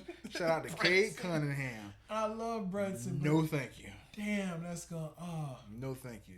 And Giannis gonna have his fucking hands full with Jokic and Wemby. Yeah. What the fuck? This is gonna be this gonna be BTA. LeBron coming off the bench, Kevin Durant coming off the bench. BTA. You thought Wemby was gone? Nah, BTA. Wemby just came back out a little bit older in the Houston Rockets jersey. Like Yeah. I'm a Miami Heat fan, but who we got coming up? Bam. Jalen Duren. That's the only thing. Oh It's the my only God. center that Man, we'll have that might be able to. I'd really do be something damned like if they do a simple ass pick and roll and not anticipate him rolling down and catching a lob. Jalen Duren, that's the only thing he'll be doing in the All-Star game, what he does in the actual game. A pick and roll, Cade Cunningham do a simple lob to him. Boring. Boring. Keep that shit in Detroit, man. It's gonna suck. But hey, we'll see. Y'all go and place your bets, I guess. We'll see how that shit turns out. Man, prayers to Jimmy Butler, man. Hope he get better soon, man. Same knee, I believe. I don't want to jinx it or misquote it, but I think it may be MCL or ACL. Yeah, in his knee, and he's gonna be out. So prayers to Jimmy Butler. Hope a speedy recovery. Shout out to Indiana. The Hoosiers. Yeah. They just beat Miami, national championship this past Monday. Great game, in my opinion, as far as it was a trenches game, bro. Defense was crazy for the first few quarters, bro. Both sides, defense was just not letting up.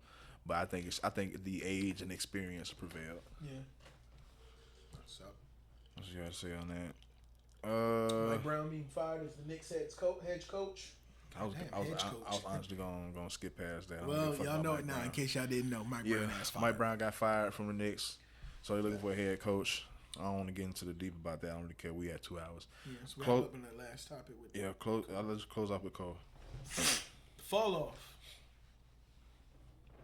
I want to start this. Speaking of trademarks, he trademarked that. I saw. The fall off. Mm-hmm. Nice.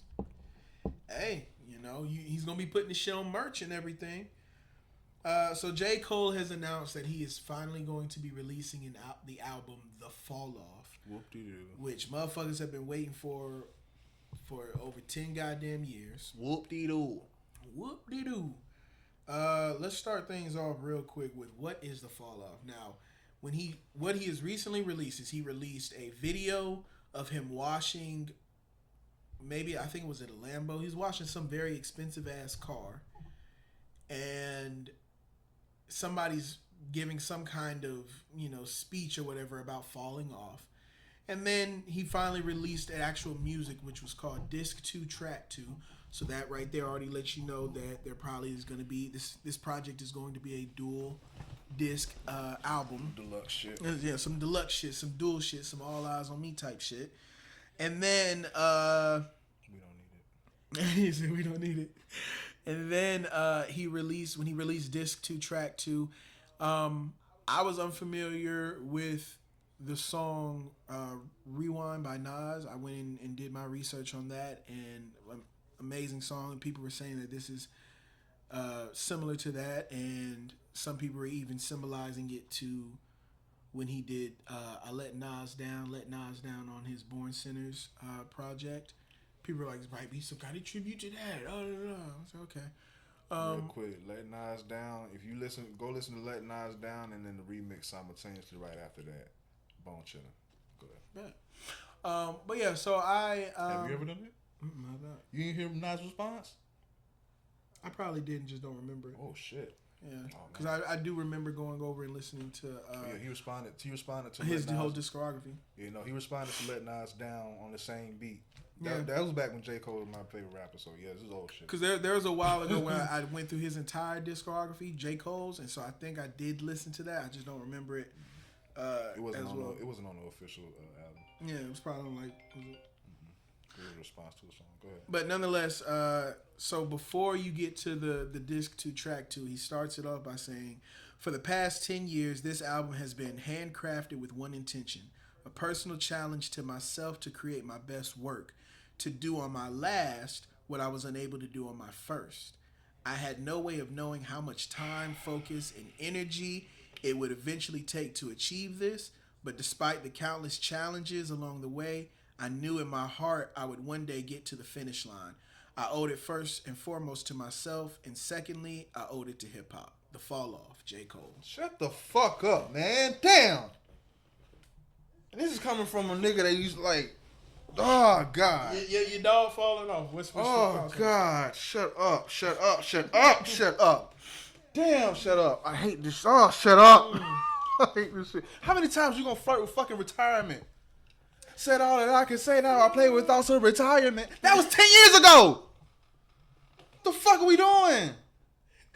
That's his tactic to regain traction. I'm going away. Stay away. Stay away. When the fuck, bro? I'm so sick of this nigga saying peace and then coming back and peace and then coming back. I grow some hair this time. Ooh, I grew a beard this time. I ride bikes now. I wear dirty clothes now. Like, shut the fuck up, man. Damn. And this is from a nigga that loves J. Cole, bro. You know how I feel about that. I know. I'm so sick of all these this cocoon butterfly lights and shit. Man. Yeah, I know that was your. Bro, cause we started from the come up. Now we at the fall off. For one, the fall off was foreseen. Kind of like Kanye already had graduation when College Dropout was being released. He already knew graduation was coming. We already knew the fall off was coming, bro. But it's like, well, for one, I am gonna preface by saying Daylight said that this is Cole's best pen. Okay. I mean, hey, it's been pretty extravagant. You know what I mean? So it said impress me more, I guess. Let's see. It said this is his best. Let's do it. It's his best pen. It's his best pen. Couple of things with that. I think just like the whole fall off retirement, the last one gimmick, it's just another tactic to get people more interested in, just because we've lost our interest over there. And because we've lost our interest, yeah, we know you can rap, bro. J. Cole is one of the best motherfuckers to ever look at a mic. It's the truth, bro. But it's like, we know you can rap. And yeah, bars are missing. We know that shit. But what we need is hits. What we need, in my opinion, what we need, and I don't know if he maybe has to go to a dark place or sell himself or do something he don't want to do to make a hit. But it's like, we know you can rap. And I love Might Delete Later. But when you say I'm not anticipating this shit. So when you say needs a hit, are you talking about he needs to go more pop, or just like, what do you mean? Like, is his music not catchy I don't enough? even know what I can't even definitively say what he needs to do right now. But this whole I didn't know how long it was gonna take to build this. Been working on it for the past 10 years, guys. Everything has to come to an end at some point. Since Forest Hills was probably the last time. Everything after that, this nigga is so emotional. Everything is based off his fucking feelings and how he's feeling. Shut. Who cares? No, we don't. Nobody cares. And this was somebody that cares. Nobody cares. Like, nobody cares, bro. Like, bro, just drop the shit. You should have been dropped the shit. Fuck all that. I'm not doing no more. I'm touching the earth now and all that shit. And man, fuck all that corny shit, man. He 1 second away from grabbing the flute. Just to inevitably come back, like we always knew, like we always foreseen. we understand evolutions need to be made, but it's like all this, I'm moving off my emotions. Yeah. Because that's what I've been getting for like the past 12 years, 10 years. This nigga's just moving off his emotions. And I can't tell an artist not to move off their emotions, because that may be how they compose art. I think you can create off of your emotions. Yeah, but it's moves that he's been making. It's like aren't necessarily smart moves that I would say you should be making off of your emotions. It's like you want, and I feel like he want people to feel sorry for him. Yeah. I hate that shit. He wants people to be like, it's okay, Cole. I hate that shit so much. It's okay that you back. I hate Because now that let's shit get so now that we've gotten fucking to much. it, want people to have compassion for I him. hate that shit so fucking much. Let's jump into it. Does he need to say anything at all about the beef and everything that is inspired from that has inspired from He that? better not. He better not. He better not. You don't want to hear shit about It better be a quadruple entendre that I can't even catch. But he better not. He better not. Cause no. Cause you had you had a chance to on Might Delete Later, in which the track you deleted it. No, you can't. Especially if them two niggas already went to WrestleMania and the winner already came out. You can't still be hyping up Royal Rumble beef. Shout out to GRP. You can't still be hyping up Royal Rumble beef when WrestleMania is over with. We done. That shit is behind and buried now. We don't even want to hear shit about that no more. I'm gonna keep it a buck. Some of y'all was rooting for T'Challa when he came back. But Killmonger is the king now. It's done. It's over with. Shit's done. I don't give a fuck about you not tapping out and you not dying. Motherfucker, you was on ice.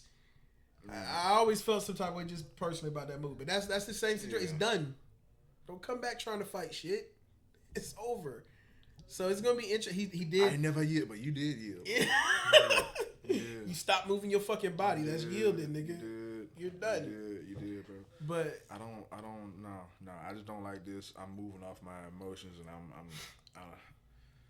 I'm gonna address this then. For me personally, I became a J. Cole.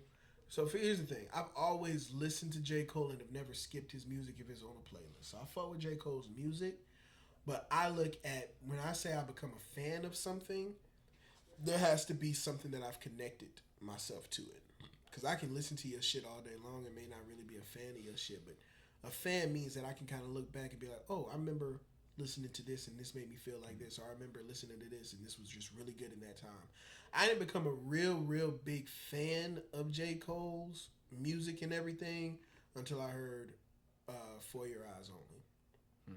Everything else before that, I enjoyed it. I fucked with it. That was a great project, but that was emotional too. Yeah, he had good songs, but I feel like that emotion was directed in a great way and put into a great project. Art can definitely come from it. For Your Eyes Only was when I started to like really be like, damn, okay, no, I really like Cole. And then it made me listen to what the fuck was that? Not KOD. Is it KOD? KOD was after. Yeah, that's what it was called, KOD. KOD coming after, and I remember you didn't really like the shit. Hated it. You hated KOD. You was like, it's not speaking to me. I'm not doing all these drugs. He's talking to all these kids and shit. I felt like it was fine. I enjoyed it. I liked KOD. I didn't like it as much as I liked For Your Eyes Only. But I liked the project. And then after that, I started paying. Okay. Because For Your Eyes is okay. Yeah, I like that's where I started to become a fan of J. Cole. Then he goes on his feature run, and that shit was impressive. When he went on his feature run, did the John P. Caddy, did the London song that he did with Bia, like he started rattling these shits off, and people was really starting to pay attention to him. This was his let me try to reach out and this is okay. Look, I'm sorry, real quick. This is what Drake should have been doing.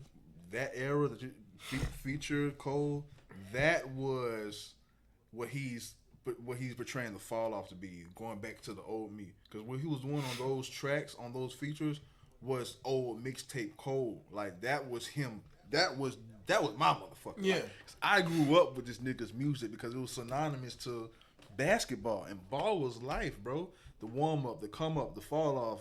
Like, all this shit was synonymous to basketball, you know what I'm saying? Because he was a hooper.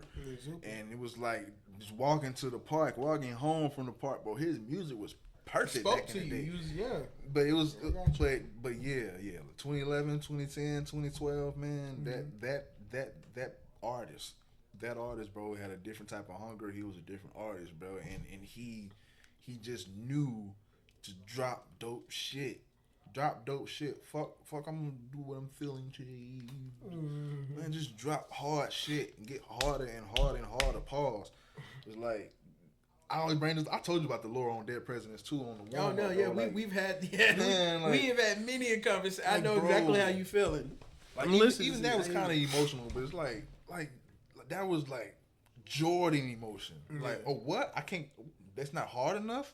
I'm gonna come even harder now. Pause. Basically, it's nothing. It's done when it's directed in the right way, and he hasn't. What makes him not? What was it that made him not fully? Like, what was the shift? You get what I'm saying? What was the shift that you noticed that made you be like, man, this nigga moving? What the fuck is he doing? When was that for you? I don't know because it was after 2014 because 2014 was the Apex with Forest Hills, and then after that was the album where he thanked everybody at the end of it. I want to thank blah blah blah. And yeah. And then man, this is in the spur of the moment. I think that gave him kind of keys to a greater kingdom than he had access to before, especially because it was like mainly all composed and produced by him. So that was a huge project. So that project alone boosted him to like a stratosphere. So I feel like he may have realized he's responsible for more than he realized initially, and maybe he doesn't. Maybe he's kind of careful on how he moves with that power. Maybe it's overwhelming. Maybe he just seen too many people die, or maybe he's seen the opioid epidemic, or maybe he foreseen the trend that the music has taken away, because this new subgenre of music is literally called opium music. So maybe he's seen all that Cardi shit. all that shit. It's literally, that's the subgenre. It's literally called opium rap. It's literally, so the whole kids on drugs, and so he may have Fit shit. yeah. He may have foreseen that shift and thought that because of this newfound throne that I'm on, it's my responsibility to guide the youth. So let me do that. But I think he could have done that by staying the J. Cole of 2013. I think he would have had better success by staying the J. Cole of 2013 instead of turning to Jesus. Lord forgive me. Y'all know, to Jesus, but y'all know what I'm talking about. Like, yeah, because when he did that, that's when you disconnected from the youth. No one wanted to really hear you when you started looking like a homeless man. Yeah, he tried too much with the humble. I'm trying to look humble instead of just like, hey, just dress well and plain, and don't be out here in that Versace shit that you was trying to wear. Go back to when you wanted Jay-Z's head. Pause. Like, go back to that. Speaking of Jay-Z, he does mention Jay-Z's name in the track that he released, calling Jay-Z a so-called king, or he took some kind of shot at Jay. At least that's how people are interpreting it. You can't. I mean, I don't know. The thing with J. Cole is he's so skilled at what he does, and his flow is magnificent. Especially nice. He's an artist that you really, when I went back to listen to some of his older stuff and then listen to where he's at now, or back during my time when I was listening to his whole discography, all the way up to For Your Eyes Only and KOD, just seeing the evolution of how skilled and how good the motherfucker is, like how much he's grown. You really see it and feel it, and it's impressive. And where he's at now, and his feature run, very much so, impressive. But now he's gotten to the point now where you really, really, really need to pay very close attention to what the fuck he's saying, because there be shots that people are noticing, and they're like, "Are these shots? Are you trying to say something?" And I could be 100% wrong as far as how he's approaching the game, the music, because it could be just equivalent to how Kevin Durant or how veteran basketball players is playing the game. Yeah, y'all used to me showing my athleticism. Y'all used to see me dunk every night. Y'all used to see me just do everything exciting.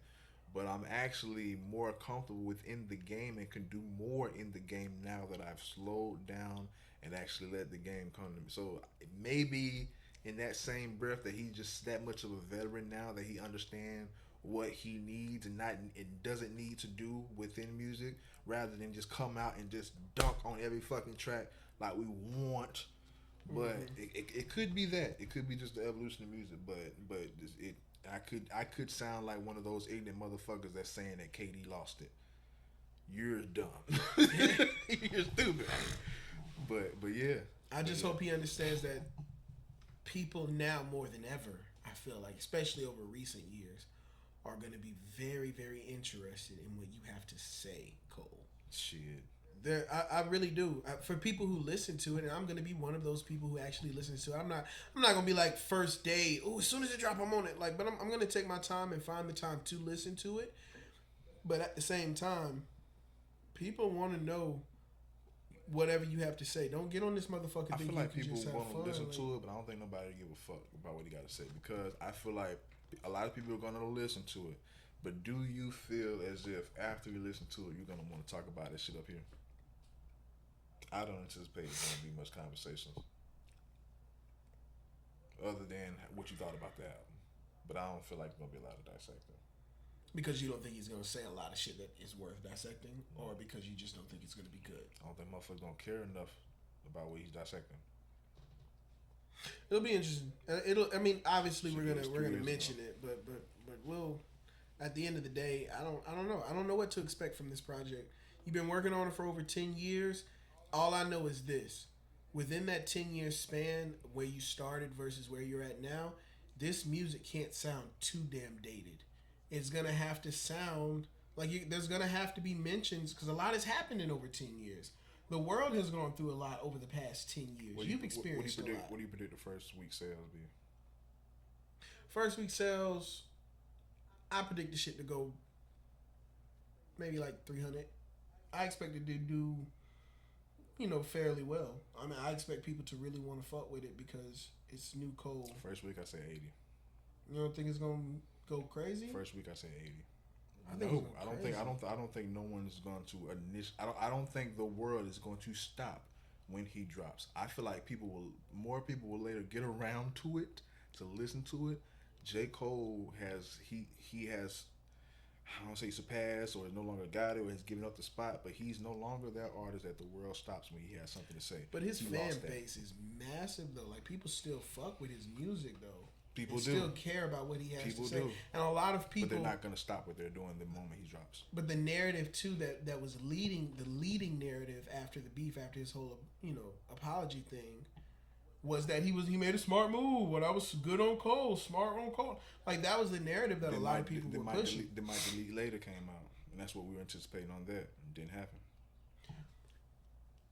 I think people as a whole though are really going to listen to it. People will listen to it, but the world is not going to stop him when he drops. People are going to get around to it. This may reach gold next year. Depending on if it has that playback value to it. Yeah. And what's your take on him saying, "I'm the greatest alive" on a track? Because I know that comes up to a lot of people's. It's all subjective. That ain't even a conversation I don't even entertain at this moment, at this time, no more. There's too many people out there that's great. And say that they're great. And they have a justifying case. So what's going to be the deciding factor? There is no real deciding factor. It's all subjective. It's all subjective. Let's get a prayer, man. Bet. Oh, what you got something to say? Y'all go follow me on TikTok and Instagram, Creative Trey, where we do singing videos, rapping, just everything, just all kinds of music and enjoyment and fun. Mm-hmm. With that being said, I don't have anything else to lock in. You ready to pray and get on out? That's good. Let's do it. All right. Heavenly Father, I want to thank you for waking us up this morning, putting breath in our bodies, giving us the activity of our limbs, putting us in our right minds. Thank you, Lord, for allowing us to come together in this room, Lord, to be able to entertain those who are working or those who are watching us right now and who are fans and enjoyers of the show. Lord, I pray and ask that you please bless those who watch us and listen to our show. And we ask that you please allow us to travel home safely. In Jesus' name, amen. Peace. Peace.